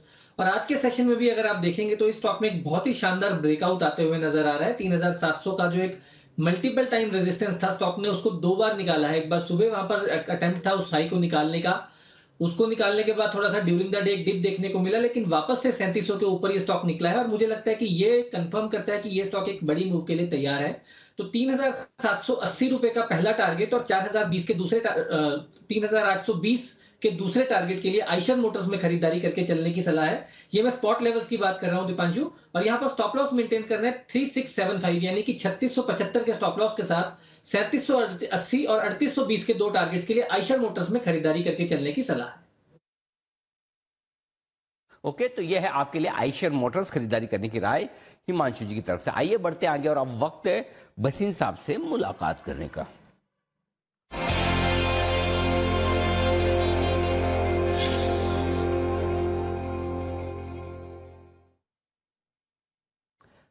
बसीन साहब, बहुत बहुत स्वागत है आपका। बताएं सर, बाजार पर एक बार व्यू भी, क्योंकि कल की छुट्टी है और परसों मंथली एक्सपायरी भी है, और तो एक बार बाजार पर व्यू दें और साथ ही अपने अपडेट्स भी सर।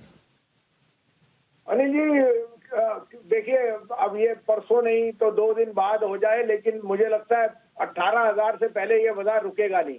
अब ये ऑप्शन की मार्केट आपको पता है कैसे, whatever is the outstanding position, मैं वो उस पर ज्यादा टिप्पणी नहीं करता, बट ये इनहेरेंटली आज आप देखिए the breadth of the market on the Nifty जो आपका मिड कैप्स है वो कहाँ आपको वीकनेस, वो बहुत ज्यादा स्ट्रेंथ दिखा रहा है। और पर्टिकुलरली पीएसयूज आप देखिए कहाँ से कहाँ पहुंच गए।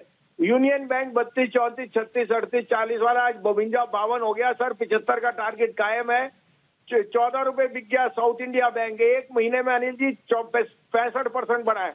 और तीसरा मेरा फेवरेट पीएनबी 35-36 पे आपको कहा था 43.5 हो गया, ये 50 से कम नहीं रुकेगा। और आपको अपडेट ये बता दूं अनिल जी के just the index will not be, index management हो सकती है because of Reliance and other heavy weights like Lever, but ये इंडेक्स 18,200 से पहले रुकेगा नहीं। अब चाहे ये 2 दिन की एक्सपायरी के बाद आए, नेक्स्ट वीक आए। और आपको बता दूं 8 नवंबर को मिड टर्म इलेक्शंस है ऑफ द सेनेट। अगर रिपब्लिकन आ गए वहां, you will see a runaway rally globally. और वो यील्ड्स का जो आप कह रहे हो pivot point, Fed pivot, that is just round the corner. तो कोई 2 राय नहीं, लेने के मौके हैं। आपको ये 3 दे दिए। आपको मैं और अपडेट दे दूं कि मैंने आपको बहुत जोर से कहा था जिंदल स्टील आउट परफॉर्म करेगा, आउट परफॉर्मर है।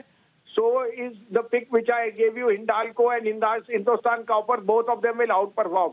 अब आपके लिए 2 बाइज हैं, आप कहें तो मैं शुरू करूं। बिल्कुल सर, प्लीज बताएं। अनिल जी दोनों पावर लेंडर्स लीजिए। आरईसी के रिजल्ट है, मेरा ख्याल 1 आध दिन में बहुत स्टेलर रिजल्ट आएंगे because cost of capital for them has been is the lowest और उनके जो यील्ड्स हैं वो हाईएस्ट आएंगे। और आप देख रहे हो power is in the best pace ever, power lenders must be in the best pace ever. 193.5 94 में लीजिए, 91.50 का स्टॉप लॉस, 100 रुपए का टारगेट। सिमिलरली पीएफसी 105 5.5 में लीजिए, स्टॉप लॉस ऑफ 102.50, 112 का target. Both the PFC power lenders will come out with superb results. बिल्कुल perfect. तो 2 पीएफसी और आरईसी, इन दोनों में खरीदारी करने की राय। 91.50 का स्टॉप लॉस, 100 का टारगेट। स्टॉप लॉस पीएफसी के लिए 102.50 का, टारगेट 112 का। ये राय आपके लिए वसीम साहब की तरफ से आती हुई दिख रही है। इस बीच बैंक निफ्टी डे हाई की तरफ बढ़ता हुआ दिख रहा है, 41,400 पर पहुंचता हुआ बैंक निफ्टी। और दीप एक और एक्शन बैंक निफ्टी में इस वक्त होता हुआ दिख रहा है, मजबूती के साथ आगे बढ़ने की तैयारी में। तो हमारे दूसरे टारगेट की तरफ बैंक निफ्टी तेजी से बढ़ता हुआ दिख रहा है, जो आज सुबह हम बता रहे थे कि माफ कीजिएगा, पहला टारगेट 41,400 का, उस वहां तक पहुंच चुका है स्पॉट लेवल पर बैंक निफ्टी। 41,400 आपके सामने। अगला टारगेट 41,475 का है बैंक निफ्टी पे। डे एंड पर आपको प्रॉफिट बुक करना है। फिलहाल 17,700 के पार निकलकर निफ्टी भी टिकता हुआ दिख रहा है। तो आखिरी 1 घंटे में जब हम पहुंचे हैं तो मजबूती बढ़ने के सारे संकेत आपको बाजार में आते हुए दिख रहे हैं। इन पर फोकस करना है आपको। तो चलिए, ये है ये पूरा का पूरा एक्शन इस वक्त। आइए, सिद्धार्थ जी हैं तैयार और बिगुल उनके लिए है तैयार। सुपर सिद्ध।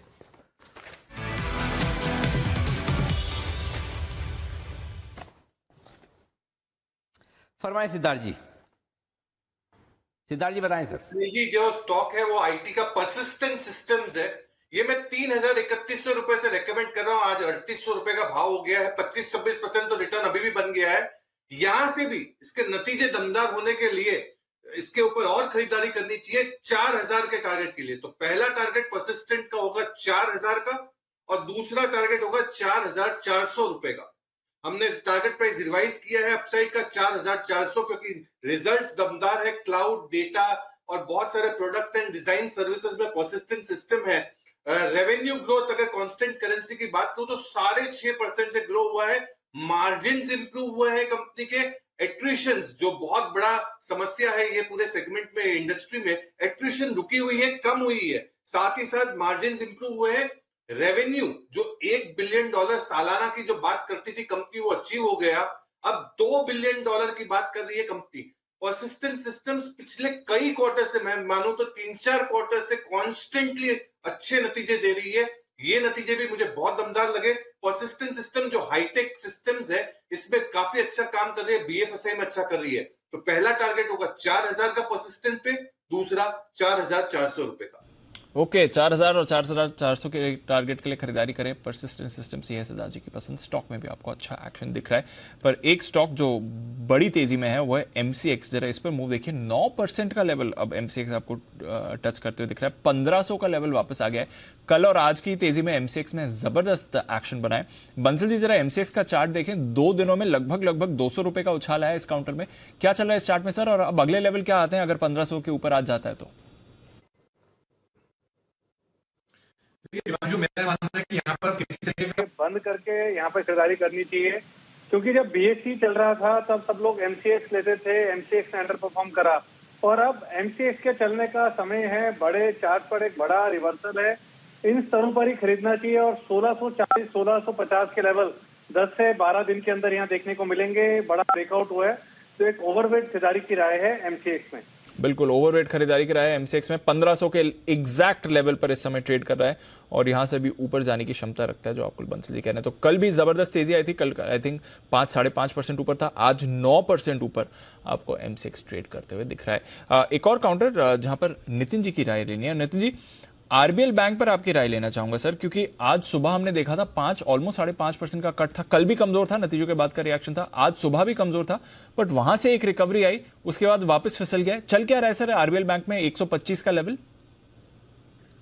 देखिए दीपांशु, 130 135 इन दो लेवल्स पे काफी सप्लाई एंड सॉर्टिंग है। और इनफैक्ट रोलओवर्स के ख्याल से भी बहुत ज्यादा पॉजिटिव रोलओवर्स नहीं हो रहे हैं। तो लग रहा है कि ये नीचे 115 की तरफ आना चाहिए। तो बाइंग इस लेवल पे लॉजिकल नहीं होगा, क्योंकि इसमें करीब 21 अक्टूबर को एक बुल ट्रैप है और उसके बाद नेक्स्ट डे गिरी है। तो ये स्टॉक मोस्ट लाइकली नीचे आना चाहिए 110 की तरफ, और सप्लाई 130 से 135 के रेंज में काफी स्ट्रॉन्ग रेसिस्टेंस है।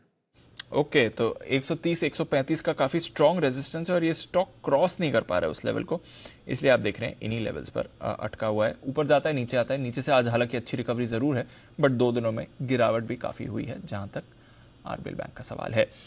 टाटा केमिकल्स, इस पर रखनी है नजर। आशु जी ने तो अपनी एक हाई कन्विक्शन कॉल दी है। आज सुबह मोदी जी भी खरीदारी की राय दे रहे थे और इसके नतीजे आने वाले हैं परसों।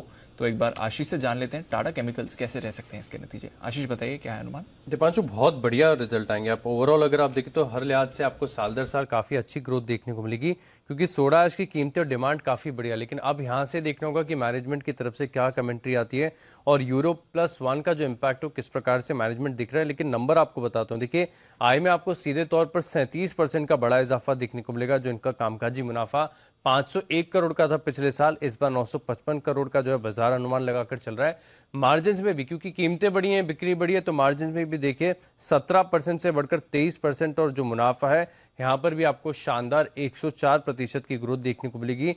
268 करोड़ के मुकाबले 545 करोड़ का जो बाजार अनुमान लगाकर चल रहा है। यानी मुनाफा देखें, मार्जिन देखें, कामकाजी मुनाफा हो और टॉप लाइन हो, सब में काफी बढ़िया ग्रोथ देखने को मिलेगी। बहुत शानदार नतीजे आएंगे। ओके, तो बहुत शानदार नतीजे आने वाले हैं। हमारे एक्सपर्ट्स का तो कन्विक्शन है ही, और ट्रेडिंग कॉल्स भी आई हैं, पोजिशनल कॉल्स भी आई हैं। सिद्धार्थ जी, टाटा केमिकल्स आपके भी रेडार पर है और आप इस स्पेस को भी क्लोजली ट्रैक करते हैं। कुछ बड़ी एक्सपेक्टेशन इस बार नतीजों के लिहाज से? जी बिल्कुल, और मैं मानता हूँ कि मार्जिन में डेफिनेटली इजाफा होना चाहिए, और टाटा केमिकल्स पिछले क्वार्टर के भी रिजल्ट्स दमदार रहे थे, और ये सबसे बड़ा अंडरडॉग था क्योंकि लोग एक्सपेक्टेशन इतनी बड़ी लगा के रखे नहीं थे। तो मैं मानता हूँ कि टाटा केमिकल्स के अच्छे नतीजे रहेंगे, और केमिकल समूह जो पूरा है, जैसे मैंने दिवाली के ऊपर कल अनुपम रसायन दिया था दिवाली के मुहूर्त ट्रेडिंग पे, वैसे ही टाटा केमिकल भी बहुत बेहतरीन है। तो अनुपम रसायन, टाटा केमिकल, ये पूरा ही सेगमेंट काफी दमदार परफॉर्म करेगा। बिल्कुल, तो केमिकल्स और एग्रोकेमिकल स्पेस यहाँ से जुड़े स्टॉक्स पर रखिए नजर, बड़ा एक्शन आपको आते हुए दिख सकता है। आज भी 2% की तेजी आपको इस पर दिख रही है। पर एक स्टॉक और जो रेडार पर है, इसी हफ्ते इसके भी नतीजे आने वाले हैं, वो है मारुति। अभी अभी एक स्पाइक भी आया था, और सिमी जी आपके तो सुबह रिकमेंडेशन लिस्ट में भी था मारुति, जिन लेवल से रिकमेंड किया है वहां से भी एक अच्छी मूव मारुति में आती हुई दिख रही है, और आप 9000 के ऊपर अब आया है। जरा बताएं कोई फ्रेश लेवल्स मारुति के लिए, सुबह का स्टॉप लॉस कहां पर रिवाइज करना है, क्या राय होगी इस समय?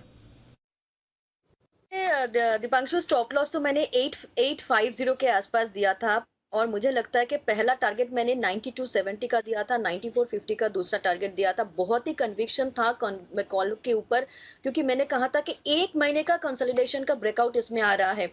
अभी एक मेरे लिए एक बिगल का मैं फरमाइश करूंगी, क्योंकि मुझे लगता है कि एक ही सिमिलर टाइप ऑफ पैटर्न एक चार्ट में देखने को मिला है। एकदम लोअर लेवल से घूम रहा है, कंसोलिडेशन का ब्रेकआउट तो नहीं है, पर लोअर लेवल से ऐसा घूम रहा है कि इसमें डाउन साइड बहुत ही कम है और अपसाइड पोटेंशियल बहुत ज्यादा है। दीपांशु, मेरे लिए एक बजाइए, मैं सेम सिमिलर सेक्टर में देना चाहूंगी कॉल, उसके बाद मैं बताऊंगी मारुति का नया TSL क्या होगा।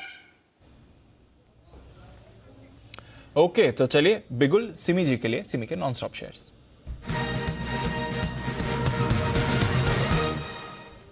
बताएं सिमी जी। दीपांशु, खरीदने का सलाह देना है अशोक लेलैंड पर। पूरा फोकस ऑटो सेक्टर में है, सुबह मारुति फोकस में था, उसके बाद आइशर मोटर, अभी हिमांशु का फोकस में आया है, और मैं जो दे रही हूँ वो है अशोक लेलैंड। एकदम लोअर लेवल से ऐसा फॉर्मेशन दिखाया है, और 200 डेमा के आसपास ये फॉर्मेशन हो रहा है। यहाँ से रिकवर करेगा तो इसमें अपसाइड पोटेंशियल बहुत ज्यादा है। पहला टारगेट होगा 152, दूसरा होगा 155, तीसरा होगा 158, ऊपर ही ऊपर है, और लोअर लेवल में बहुत मुश्किल से 3 से 4 रुपया है। तो अशोक लेलैंड में बहुत जबरदस्त एक रिकवरी मैं एक्सपेक्ट कर रही हूँ, जो कि शायद नेक्स्ट सीरीज में आ जाना चाहिए नवंबर, क्योंकि थर्सडे को ही है हमारा एक्सपायरी और कल छुट्टी है, तो इसलिए नवंबर के लिए मैं खरीदारी करके होल्ड करने के लिए कहूंगी। पहला टारगेट होगा 152, दूसरा होगा 155, तीसरा होगा 158। जहां से ये स्टॉक गिरा है वैसा ही लेवल ये रिक्लेम करेगा, ऐसा मैं एक्सपेक्ट कर रही हूँ। और मारुति में जो मेरा कन्विक्शन था वो अचीव हो चुका है। आज एक्चुअली दीपांशु मजा आ गया, सुबह से जो कॉल दिया था MCX के बारे में, अभी जिक्र कर रहे थे तुम। MCX मैंने सुबह कॉल दिया था, और 1490 का मेरा पहला टारगेट था, वो हासिल हो चुका है। दूसरा टारगेट भी आ जाएगा। उसके बाद मैंने मारुति दिया था, मारुति भी मैंने बहुत लोअर लेवल पर दिया था, 89 20 30 के आसपास दिया था, 8850 के स्टॉप लॉस के साथ, और वो भी 9000 का लेवल पार कर चुका है। उसके बाद डॉक्टर रेड्डी दिया था, वो भी हासिल कर वो भी डे हाई के आसपास है। स्टेट बैंक कल से मैं दे रही हूँ, आज सुबह पिक ऑफ द डे था, वो भी मेरा दो टारगेट्स 578 585 दोनों टारगेट्स हासिल कर दिया। अभी जो क्लोजिंग शो में जो मेरा पहला कॉल था BDL का, भारत डायनेमिक्स, उसका भी भाव देखो, दिया था कब 990 में, अभी 1010 का लेवल भी अचीव कर चुका है। आज का मार्केट देख के लग रहा है सचमुच दिवाली आ चुका है। ओके, तो बड़े टारगेट आ चुके हैं, दिवाली सेलिब्रेशन हो रही है, और सिमी जी की पिक्स भी आपको दमदार रिटर्न दे रही है, और स्पेशली जो उनका ऑटो सेक्टर का कन्विक्शन है। टाटा मोटर्स देख लीजिए, लगभग हर बार टारगेट हिट होते हैं। मारुति आज अच्छे मोमेंटम में है। अब एक और ऑटो पिक आ रही है आपके लिए सिमी जी की तरफ से, और वो है अशोक लेलैंड, इस पर भी रखनी है नजर। आइए कैश का ऑप्शन, जय तो छुट्टी पर हैं, बट सुमित जी हैं हमारे साथ। सुबह भी उन्होंने एक दमदार पिक दी थी कैश के ऑप्शन के लिए, इंडस टावर पर खरीदारी की राय थी, पुट खरीदना था, इसके नतीजे भी थर्सडे को आ रहे हैं। अब देखते हैं कैश के ऑप्शन के लिए सुमित जी की क्या है रिकमेंडेशन। बिल्कुल सुमित जी के लिए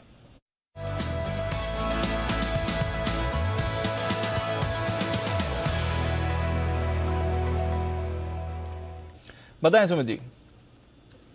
दीपांशु, कैश का ऑप्शन में सुबह जो इंडस टावर दिया था उसका ऑलमोस्ट टारगेट हिट है, तो उसके अंदर प्रॉफिट बुक कर सकते हैं। और मैंने मैसेज करके उस पर अपडेट भी दिया था। और अब जो मैं इंडेक्स के ऊपर दे रहा हूँ, सुबह भी मैंने कहा था कि इंडेक्स मुझे थोड़ा सा साइडवेज, थोड़ा सा डाउनवर्ड लगता है।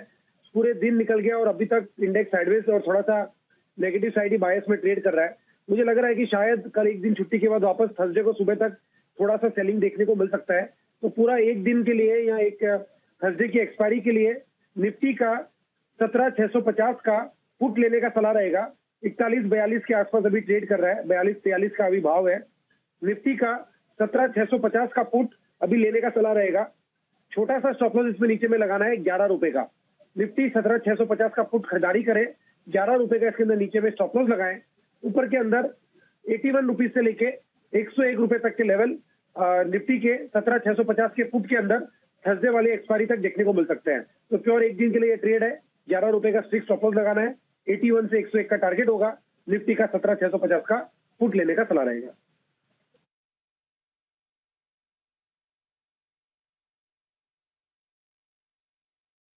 ओके, तो ये है आपके लिए निफ्टी पर पुट ऑप्शन खरीदारी करने की राय। ऊपरी स्तरों पर टिकने में मुश्किल आ रही है 17,700 के आसपास, और इसीलिए दीप 17,400 के आसपास बैंक निफ्टी पहुंचा था। हम यही कह रहे थे कि प्रॉफिट बुक करते रहिए ऊपर के लेवल पर, और आप देखिए वहां से थोड़ा नीचे आया भी है बाजार। आइए बढ़ते आगे। दिवाली ब्रोकरेज पिक्स का वक्त है। एक बार फिर से जुड़ रहे हैं हमारे साथ कुशल गुप्ता।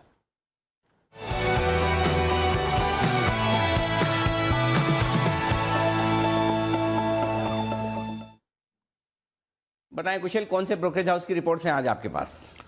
जी बिल्कुल सर, हमारी तरफ से आज है SMIFS कंपनी की ब्रोकरेज हाउस की रिपोर्ट, और यहाँ पर 4 टॉप ब्रोकरेज रिपोर्ट्स आती हुई दिख रही है, जिसमें सबसे पहला है, आप देखिए KEC इंटरनेशनल। यहाँ पर फोकस रखना है आपको, जहाँ पर अपसाइड पोटेंशियल बहुत ज्यादा है। करीबन 47% की अपसाइड SMIFS एक्सपेक्ट करके चल रहे हैं। 630 रुपए का टारगेट ये देते हुए दिख रहे हैं। अब इसकी रीजंस क्या क्या हैं? सबसे पहले तो ये है कि जो 23,000 करोड़ रुपए से ज्यादा की इनकी ऑर्डर बुक है, आगे चलकर जो अर्निंग विजिबिलिटी है वो क्लियर कट इंटैक्ट है। साथ साथ FY24 तक सालाना आधार पर आय में करीबन 15% की ग्रोथ इस वजह से ही कंपनी एक्सपेक्ट करके चल रही है। यही नहीं, भारत में जो रेल प्रोजेक्ट्स है वहां पर इनकी अर्निंग्स पोटेंशियल ज्यादा बढ़ती हुई दिख रही है। लगातार वहां पर रेल प्रोजेक्ट्स जीत रहे हैं, इसीलिए मुनाफा का आंकड़ा करीबन FY22 में जो 332 करोड़ रुपए का था, वो FY24 तक लगभग 800 करोड़ रुपए का होता हुआ दिखेगा। यही नहीं, दूसरा कॉल है Krishna institute of medical sciences पर SMIFS का, और यहां पर 38% की पोटेंशियल अपसाइड एक्सपेक्ट कर रहे हैं। ये 2,000 रुपए के टारगेट्स किम्स में दिया जा रहा है, और अगले 3 साल में जो क्षमता विस्तार किया इन्होंने, उसकी वजह से 66% से ज्यादा की बढ़त हमें आती हुई दिख सकती है। तो डेफिनेटली यहां पर जो कैपेसिटी एक्सपेंशन है उसकी वजह से आगे चलकर कंपनी की जो रेवेन्यू पोटेंशियल है वो बढ़ सकती है। साथ ही अब जो एक्सपेंशन प्लान है, खासकर साउथ इंडिया में ये बेस्ड है लार्जली, अब अन्य जितने भी स्टेट्स हैं, जितने भी क्षेत्र हैं, वहां पर इनका एक्सपेंशन का बड़ा प्लान बन रहा है। इनफैक्ट बालाजी अमीन्स ये तीसरा स्टॉक है SMIFS की तरफ से, 48% की अपसाइड के साथ 4,475 रुपए के टारगेट्स ये दे रहे हैं। स्पेशलिटी केमिकल की हम सब जानते हैं कि ये दिग्गज कंपनी है, और साथ साथ जिस तरह से कैपेसिटी एक्सपेंशन किया है उससे कंपनी की वॉल्यूम्स और मार्जिन इन दोनों में आगे चलकर सुधार आता हुआ दिखेगा। कच्चे माल की कीमतों में ऑब्वियसली कटौती हुई है, जिसकी वजह से इनको एडिशनल रियलाइजेशन बेनिफिट्स मिलेंगे, और FY24 तक एक्सपेक्टेशंस यही है कि रेवेन्यू फ्रंट पर 20% एंड प्रॉफिटेबिलिटी फ्रंट पर 25% की सालाना ग्रोथ यहां पर भी एक्सपेक्टेड है। और अंत में है मुथूट फाइनेंस, बाजार का दिग्गज गोल्ड लोन NBFC काउंटर। यहां पर सबसे ज्यादा 60% की अपसाइड पोटेंशियल के साथ 1,636 रुपए के टारगेट्स ये दे रहे हैं, और मान रहे हैं कि FY23 में ही इनकी AUM लगभग 10% से ज्यादा की ग्रोथ दिखाती हुई नजर आएगी। और जो अप्रूवल मिला है इनको RBI की तरफ से 150 नई ब्रांचेस ओपन अप करने का, उसकी वजह से इनके बड़े और ज्यादा क्लाइंट बेस बढ़ते हुए दिखेंगे, एंड ऑपरेशनल एफिशिएंसी कंपनी की इंप्रूव होंगी। ओके, तो ये है आपके लिए स्मिथ की तरफ से दिवाली ब्रोकरेज पिक्स इस वक्त आती हुई दिख रही है इस वक्त। आइए बढ़ते आगे। किरण जी है तैयार, और किरण जी के लिए बिगुल, किरण का कमाल।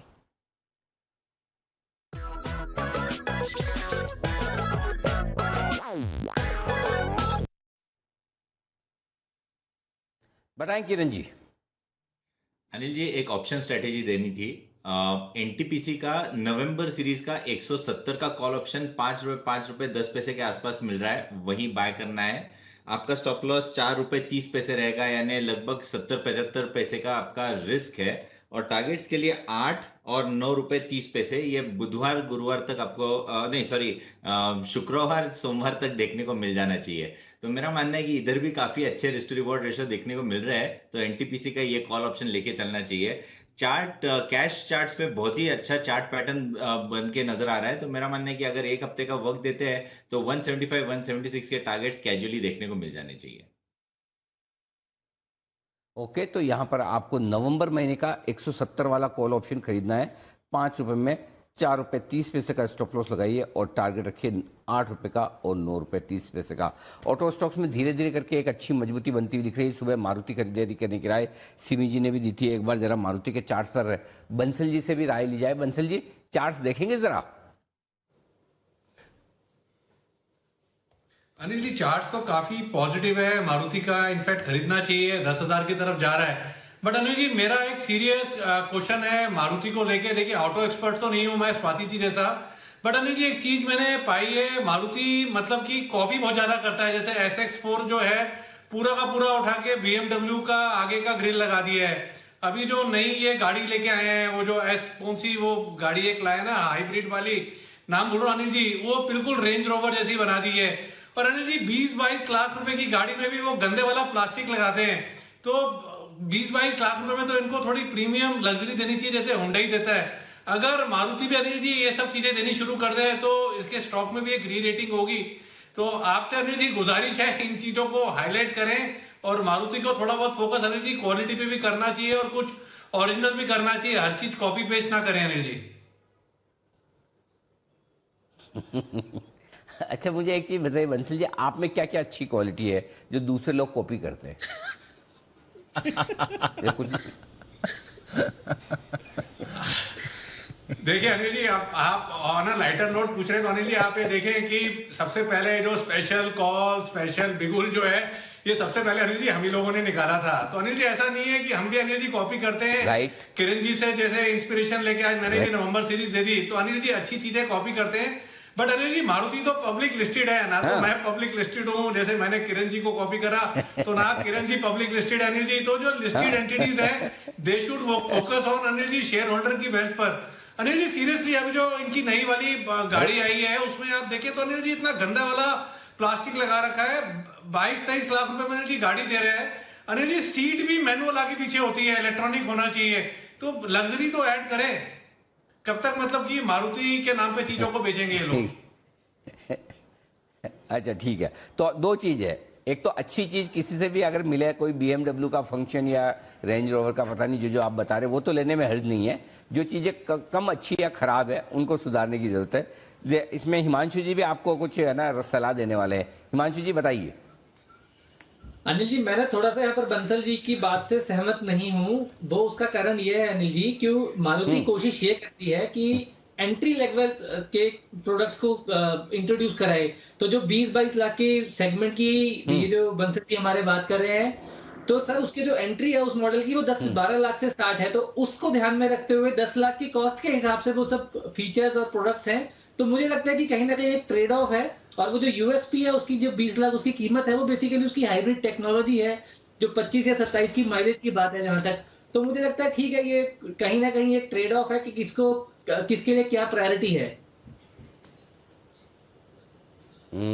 चलिए, तो बढ़िया है। पैसे सस्ते भी चाहिए तो फिर क्वालिटी वैसी, और ज़्यादा पैसे खर्च करें तो बढ़िया है। तो चलिए अच्छा एक मिनट, सिद्धार्थ जी कुछ और ही राय रखते हैं। जी सिद्धार्थ जी, क्या हुआ बताएं सर। अनिल जी, आज के तारीख में सबसे बड़ा इंपॉर्टेंट है सेफ्टी कंसर्न, और मारुति की कोई भी गाड़ियों में आपको 5 स्टार रेटिंग 2 स्टार रेटिंग के ऊपर जाती नहीं है। और आज M&M की देख ले, टाटा मोटर की देख ले तो 5 स्टार रेटिंग है। अगर M&M की बात करूं, XUV 700 5 स्टार रेटिंग है। टाटा मोटर की हैरियर या नेक्सॉन देखे तो 5 स्टार रेटिंग है। तो रेटिंग सेफ्टी के हिसाब से, अभी एक बड़ा एक्सीडेंट कॉर्पोरेट का भी होते हुए हमने देखा था कुछ महीनों पहले, तो 5 स्टार रेटिंग बहुत इंपॉर्टेंट है सेफ्टी के लिहाज से। तो सेफ्टी के लिहाज से मारुति कहीं ना कहीं चूक हो रही है।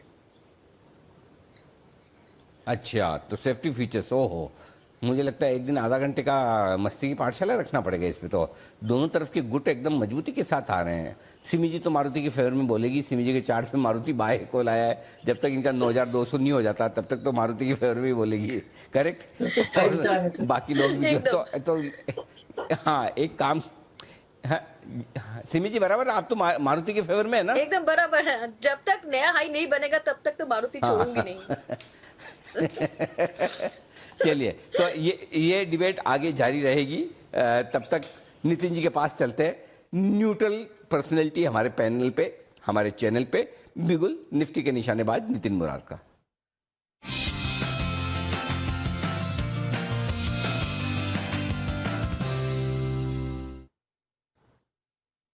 नितिन जी, पहले तो आपका बहुत बहुत धन्यवाद। आपने बहस को और ज़्यादा पोलराइज होने से और आक्रामक होने से बचा लिया। सही वक्त पर आपका कॉल आ गया, नहीं तो पता नहीं मारुति का और हमारे पैनल का क्या होता।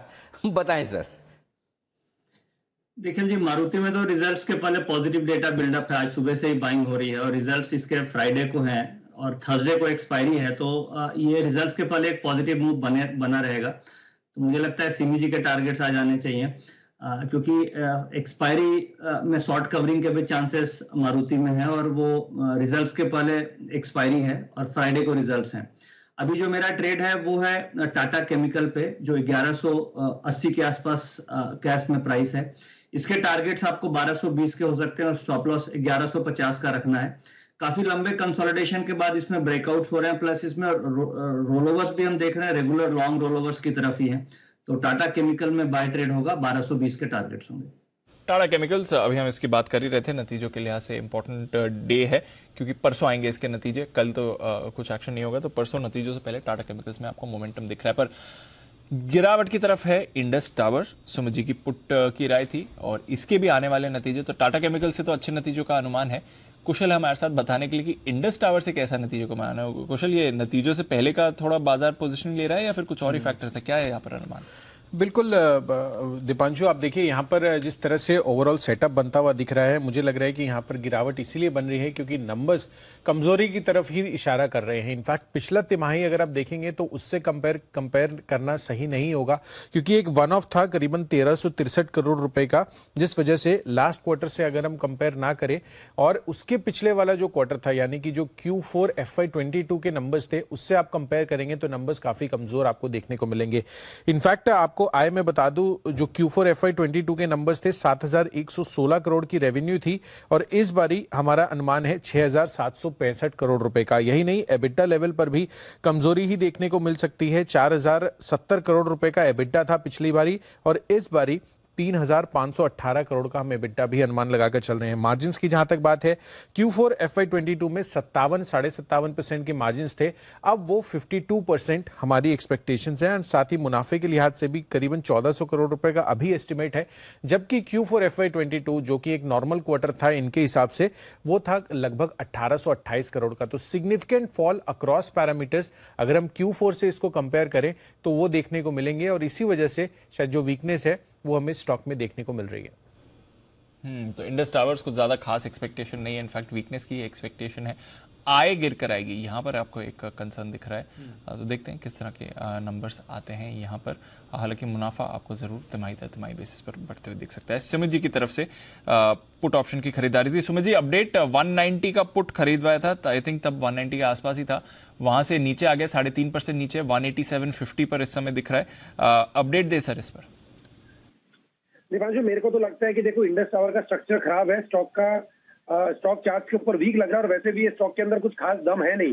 बीच बीच में इसमें बाउंस बैक जरूर आते हैं, जिसको डेड कैट बाउंस बोल सकते हैं, लेकिन उसके बाद ये वापस से गिरावट ही दिखाता है। तो ये मेरे को लग रहा है कि 185 का लेवल जैसे ही तोड़ेगा तो 180 रुपए तक के लेवल फिर इंडस टावर में देखने को मिल सकते हैं। तेजी स्टॉक में जब भी बनेगी जब ये स्टॉक ऊपर में 195 या फिर 200 का लेवल कन्विंसिंगली ब्रेक करेगा और कोई स्ट्रॉन्ग न्यूज इसके साथ आएगी और विद वॉल्यूम्स मूव आएगा तो ही इसके अंदर तेजी बनेगी, नहीं तो ये साइडवेज और टूवर्ड्स डाउनवर्ड मूव ही दिखाएगा। मेरे को चार्ट के ऊपर स्टॉक वीक ही लग रहा है। ओके, तो ये है आपके लिए इंडस टावर्स, चार्ट्स की तरफ से वीक ही लग रहा है। सुबह ही सिमर जी ने आइडेंटिफाई कर दिया था, फिर नतीजों से पहले बाजार का भी कोई भरोसा नहीं है इस काउंटर पर।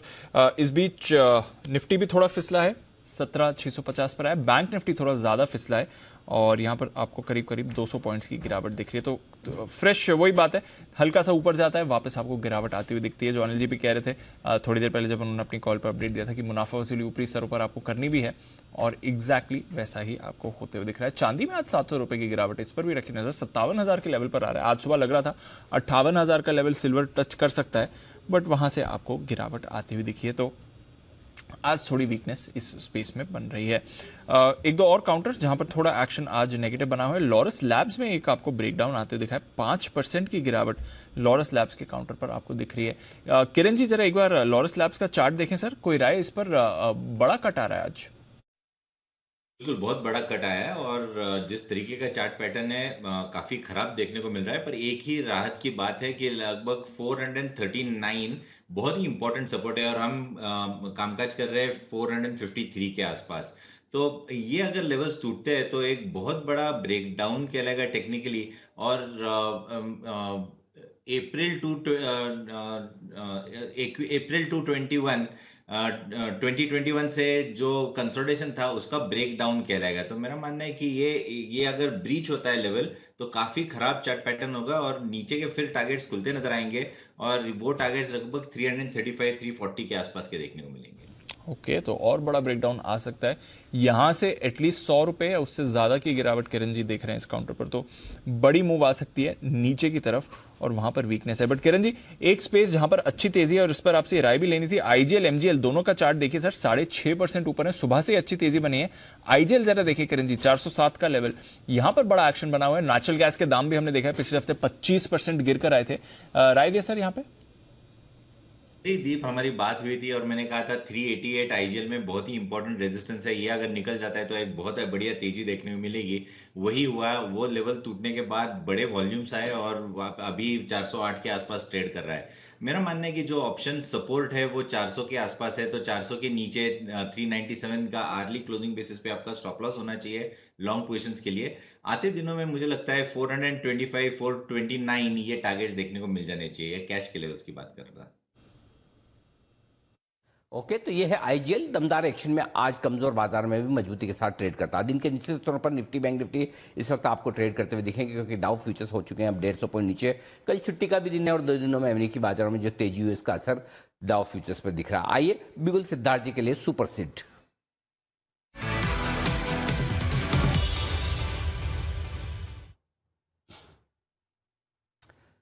सिद्धार्थ जी बताएं सर। अनिल जी, जैसे आप बोलते हैं ना पेपर इंडस्ट्री एक नया सेक्टर बन के निकल रहा है, वैसे ये सेक्टर भी मुझे लगता है कि बहुत बड़ा बन के निकलेगा और ये है लॉजिस्टिक्स का। और लॉजिस्टिक्स में कंटेनर कॉर्पोरेशन कॉन्कॉर, इस पे खरीदारी की राय है क्योंकि 65% मार्केट शेयर है टर्मिनल नेटवर्क में। 60 टर्मिनल है ऑलरेडी इनके पास, 60। यहां से भी और भी बड़ा केपेक्स प्लान है कॉन्कॉर का। गवर्नमेंट का भी बहुत बड़ा पुश मिल रहा है क्योंकि गवर्नमेंट चाहती है कि नेशनल लॉजिस्टिक पॉलिसी में कॉस्ट रिड्यूस किया जाए। 13-14% का जो आज कॉस्ट है वो 8% पे आ जाए। रेलवे लैंड लीजिंग का जो फीस है वो 6% से 1.5% कर दिया है। 10 ईयर पर 5 साल से 35 साल कर दिया है। तो कंटेनर कॉर्पोरेशन के लिए पूरा रास्ता सेट है भागने के लिए, स्ट्रॉन्ग परफॉर्मेंस के लिए। पहला टारगेट आपको कंटेनर कॉर्पोरेशन का रखना चाहिए 790 का, 790 कॉन्कॉर। और अगर थोड़ा सा पोजिशनल देखें तो 820 का भी टारगेट आ सकता है कॉन्कॉर पे। तो कॉन्कॉर पे खरीदारी की राय है। 890 820 के टारगेट के लिए कौन कौन में करनी है खरीदारी, ये राय आपके लिए आती हुई। आइए बिगुल सुमित जी के लिए सुमित का सुपरहिट।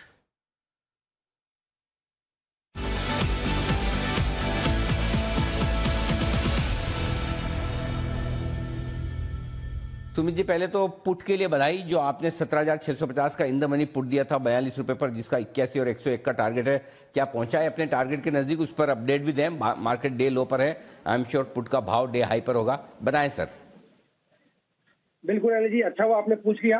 15 से 20 मिनट हुआ है। 15 से 20 मिनट पहले 17,700 के आसपास पुट निफ्टी ट्रेड कर रहा था जब ये पुट का सलाह दिया था। डे हाई पे पुट अभी ट्रेड कर रहा है। 73.75 का जस्ट अभी हाई लगा है। 81 का टारगेट था, तो ऑलमोस्ट टारगेट के पास है। हो सकता है मार्केट बंद होते होते टारगेट हिट हो जाए। अगर नहीं भी हिट होता है तो जिन लोगों ने ले रखा है वो लोग या तो ट्रेलिंग स्टॉप लॉस लगा लें, या 15 मिनट में 1500 रुपए बने हैं ऐसे डल मार्केट में और सैंडविच डे बीच के अंदर अगर 15 मिनट में 1500 रुपए बनते हैं तो वो खोटा नहीं है, बुक भी करके जा सकते हैं। लेकिन ट्रेलिंग स्टॉप लॉस जरूर लगा ले। 17,650 के नीचे निफ्टी थोड़ा और नीचे फिसल सकता है 17,600 तक। ये तो था अपडेट पुट का। और अब जो स्टॉक मेरे रडार पे आया है वो है सेल साइड का स्टॉक 1798 1800, ये अभी भाव चल रहा है। और स्टॉक का नाम है बाटा। बाटा इंडिया के अंदर गिरावट देखने को मिल रहा है। बाटा के अंदर सेलिंग प्रेशर है।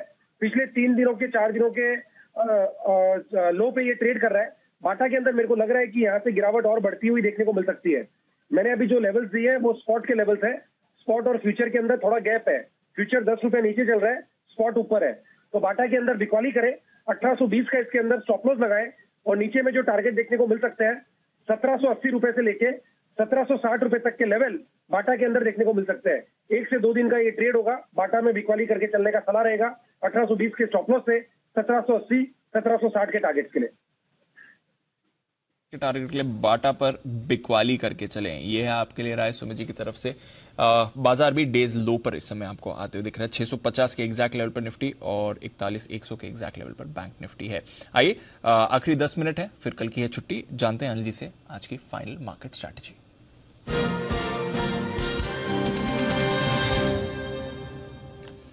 मंथली एक्सपायरी से अनिल जी एक दिन पहले डाउ फ्यूचर्स 150 पॉइंट नीचे दिख रहे हैं। 2 दिनों में 1150 पॉइंट उछलने के बाद आज थोड़ी सुस्ती यहां पर दिख रही है। नैस्डैक फ्यूचर्स में भी हल्की गिरावट है, 1/4% नीचे है। यूरोप में मिला जुला एक्शन है, कुछ बड़ी मूव्स नहीं आ रही हैं सर, बट अच्छी बात है वहां की बॉन्ड यील्ड यूके की गिरकर 5 हफ्ते के निचले स्तर पर है, 3.7% पर आ चुकी है। इसके अलावा कच्चा तेल $92 पर है, अच्छी बात है। रुपया भी थोड़ा निचले स्तरों से रिकवर हुआ है, 7 पैसे आज कमजोर हुआ है। बताएं सर क्या करके जाना है कल की छुट्टी से पहले? फ्रेश पोजीशन नहीं बनाएंगे क्योंकि 2 दिनों का ट्रेड आपको देखना है अमेरिकी बाजारों का। वॉलेटाइल काफ़ी है ही बाजार, और 2 दिन अच्छे बढ़ने के बाद थोड़ी बहुत मुझे लगता है डाउ में 300 से 500 पॉइंट की प्रॉफिट बुकिंग हो सकती है, जिसमें से 150 पॉइंट तो आपको डाउ फ्यूचर्स दिखा रहे हैं। तो आज और कल 2 दिनों में अमेरिका 300 से 500 पॉइंट के बीच में कोई भी प्रॉफिट बुकिंग दिखाता तो वहाँ पर भी हेल्दी होगा। और हमारे यहाँ भी अगर एक बार 17,575 के आसपास वापस निफ्टी मिलेगा तो बहुत ही बढ़िया। तो आई थिंक 2 दिनों की स्ट्रेस लेने के बजाय ये है कि, और परसों फिर क्या है कि आपके लिए मंथली एक्सपायरी भी है, तो फ्रेश पोजीशन तेजी या मंदी दोनों ही तरफ परसों बनाई जाएगी। जिनके पास पोजीशन है 17,500 का पुट खरीदकर अपनी लॉन्ग पोजीशन को आप सिक्योर कर सकते हैं, हेज कर सकते हैं। और जिनकी शॉर्ट पोजीशन है वो 17,800 का कॉल ऑप्शन लेकर, ताकि 150 पॉइंट से बड़ा मूव अगर कहीं खुले आपको ऊपर या नीचे की तरफ तो उसकी आपकी हेजिंग हो जाए, और उसके बीच में खुले तो कोई खास चिंता की बात नहीं।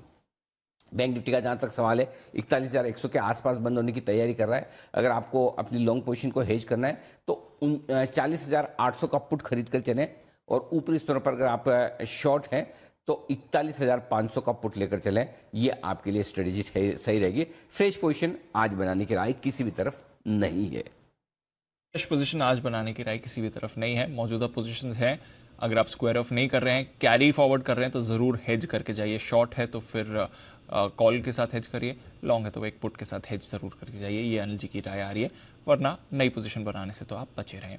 ये क्लियर है। बाजार भी डेज लो पर क्लोज हो रहा है, थोड़ी मुनाफा वसूली आ रही है, थोड़ी पोजीशंस हल्की हो रही हैं क्योंकि कल मार्केट हॉलिडे है सिर्फ हमारे लिए, बाकी ग्लोबल बाजार तो खुले रहेंगे। और कुछ इंपॉर्टेंट डेटा भी आने वाला है अमेरिका में।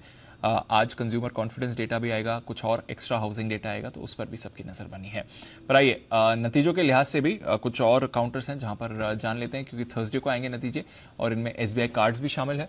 वरुण बताएं, अनिल जी तो कह रहे थे अब तक आप खराब नतीजों की बात कर रहे हैं, SBI कार्ड वो ट्रेंड ब्रेक करेगा या नहीं? डेफिनेटली ब्रेक करेगा दीप, और अच्छे नतीजे रहेंगे इस बार SBI कार्ड्स के। और इनफैक्ट हमने पिछले कुछ क्वार्टर्स में लगातार ट्रेंड देखा भी है कि SBI कार्ड्स खासकर मुनाफे में अच्छी खासी बढ़ोतरी हुई है, इस बार भी होगी।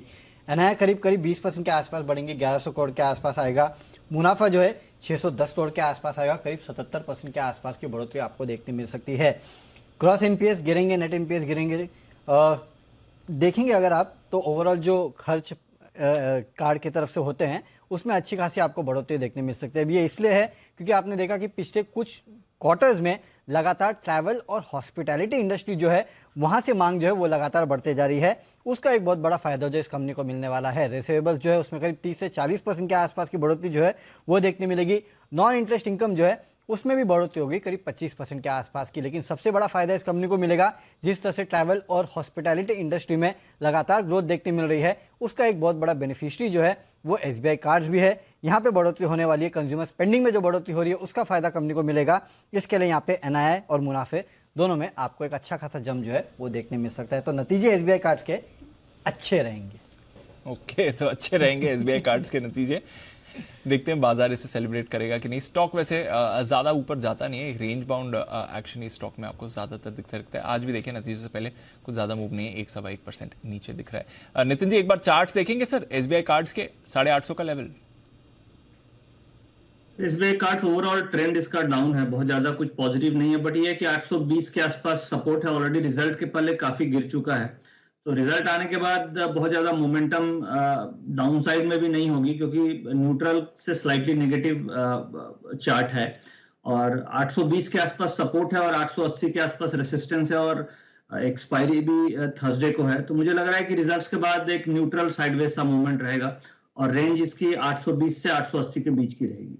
ओके, 820 से 880 की रेंज रहेगी, इस पर रखिएगा नजर। ये है आपके लिए रहा है एसबीआई कार्ड। एबी फैशन एक बड़ा वाला उछाल इस पर आ रहा है, स्पाइक आ रहा है। बंसल जी जरा एबी फैशन का चार्ट पुल अप करिए। अभी अभी मूव आई है सर और वर्टिकल जंप आया, 1% ही ऊपर है, बट थ्रू द डे कुछ नहीं करा, एक बहुत ही छोटी रेंज में था और अभी एक स्पाइक आया। एबी फैशन जरा देखें बंसल जी।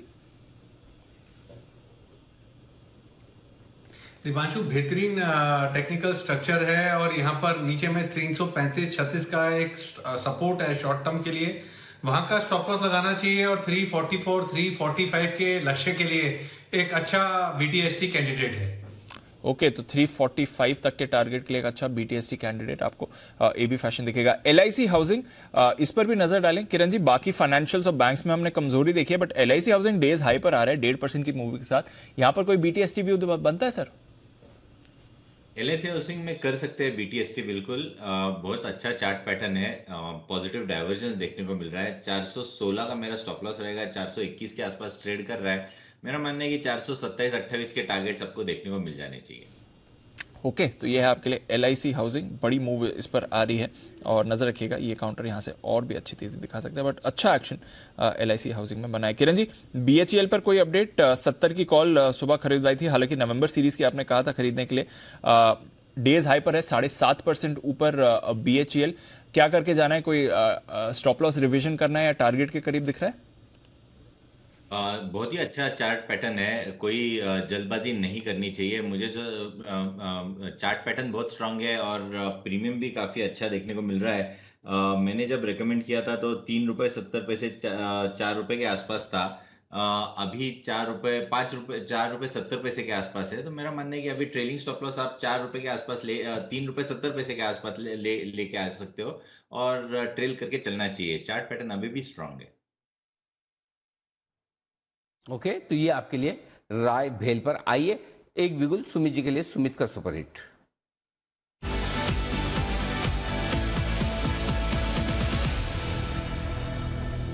बताएं सुमित जी। अनिल जी, एक सेल का स्टॉक और रडार पे आया है। स्टॉक में ऊपर में डबल टॉप बना है। स्टॉक का अभी भाव चल रहा है 3090, 3095, 3090, 3095। स्टॉक का नाम है एशियन पेंट्स।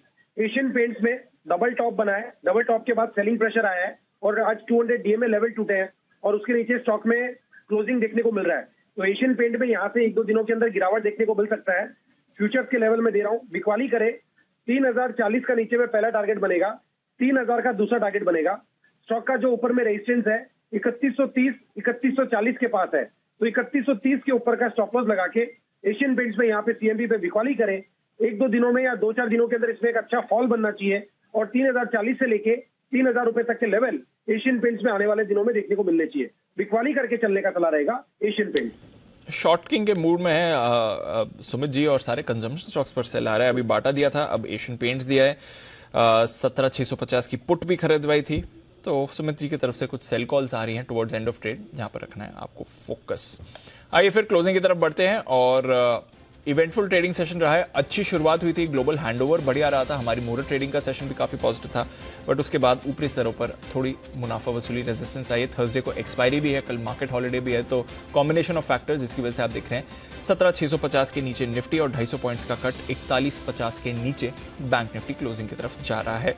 परसेंटेज वाइज देखेंगे तो आधे % की गिरावट है। डेज हाई से देखेंगे तो थोड़ी ज्यादा गिरावट रही है। बाजार में स्ट्रेंथ दिखाई थी टेक महिंद्रा ने, 3-3.25% ऊपर था ये काउंटर। स्ट्रेंथ आई थी चुनिंदा फार्मा काउंटर्स की तरफ से। डॉक्टर रेड्डीज में अच्छी मूव आई थी। सन फार्मा भी आज एक्टिव दिख रहा था और ऑटो काउंटर्स में अच्छी मूव थी। 9000 के ऊपर मारुति क्लोज हो रहा है। आइशर मोटर्स सुबह से आपको एक्टिव दिखा था, टाटा मोटर्स में भी रही खरीदारी। इन्फोसिस हल्की खरीदारी इस पर भी थी। सिप्ला, टाटा मोटर्स और अल्ट्राटेक, हीरो मोटोकॉप ये भी शामिल थे गेनर्स की लिस्ट में। बट गिरावट आई है एफएमसीजी में एक बार फिर से। HUL कल टॉप लूजर था, आज थर्ड बिगेस्ट लूजर है, 0.3% की गिरावट। कल की 3% की वीकनेस के बाद ब्रिटानिया, नेस्ले यहां पर भी वीकनेस आपने देखी है।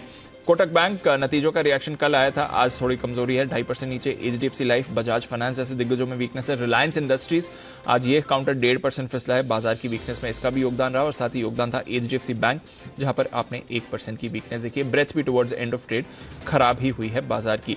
वायदा कारोबार की तरफ आए, 8.5% का उछाल MCX में। कल की 5% की तेजी के बाद 2 दिनों में जबरदस्त एक्शन रहा है। 1500 का लेवल आज इसने छुआ था। BHEL यहां पर भी बड़ी तेजी बनी है, 6.5% ऊपर। IGL, MGL, गुजरात गैस ये तीनों काउंटर्स पॉजिटिव थे। PSU बैंक इंडेक्स में जबरदस्त तेजी, 4.5% इंटरडे में आपने यहां पर उछाल देखा था।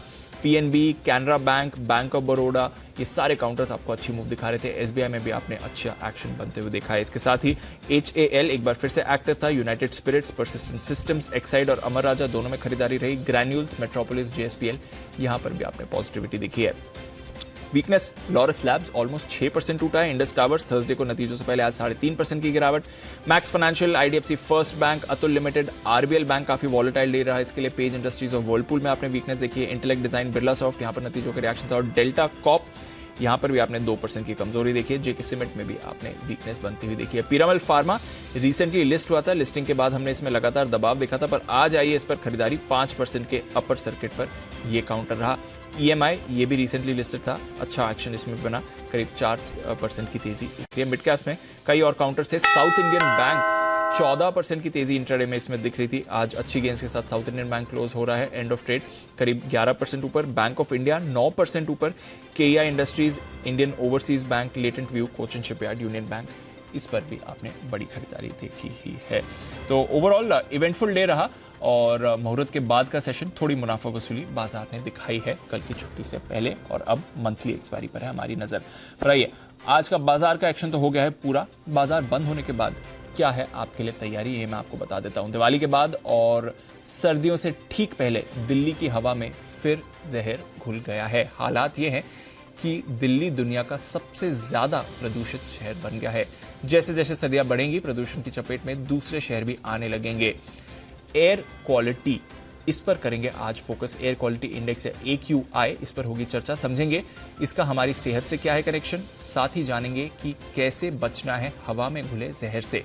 चर्चा के लिए हमारे साथ होंगे विवेक चट्टोपाध्याय साहब, जो कि हैं senior programme manager air pollution control CSE, centre for science and environment से।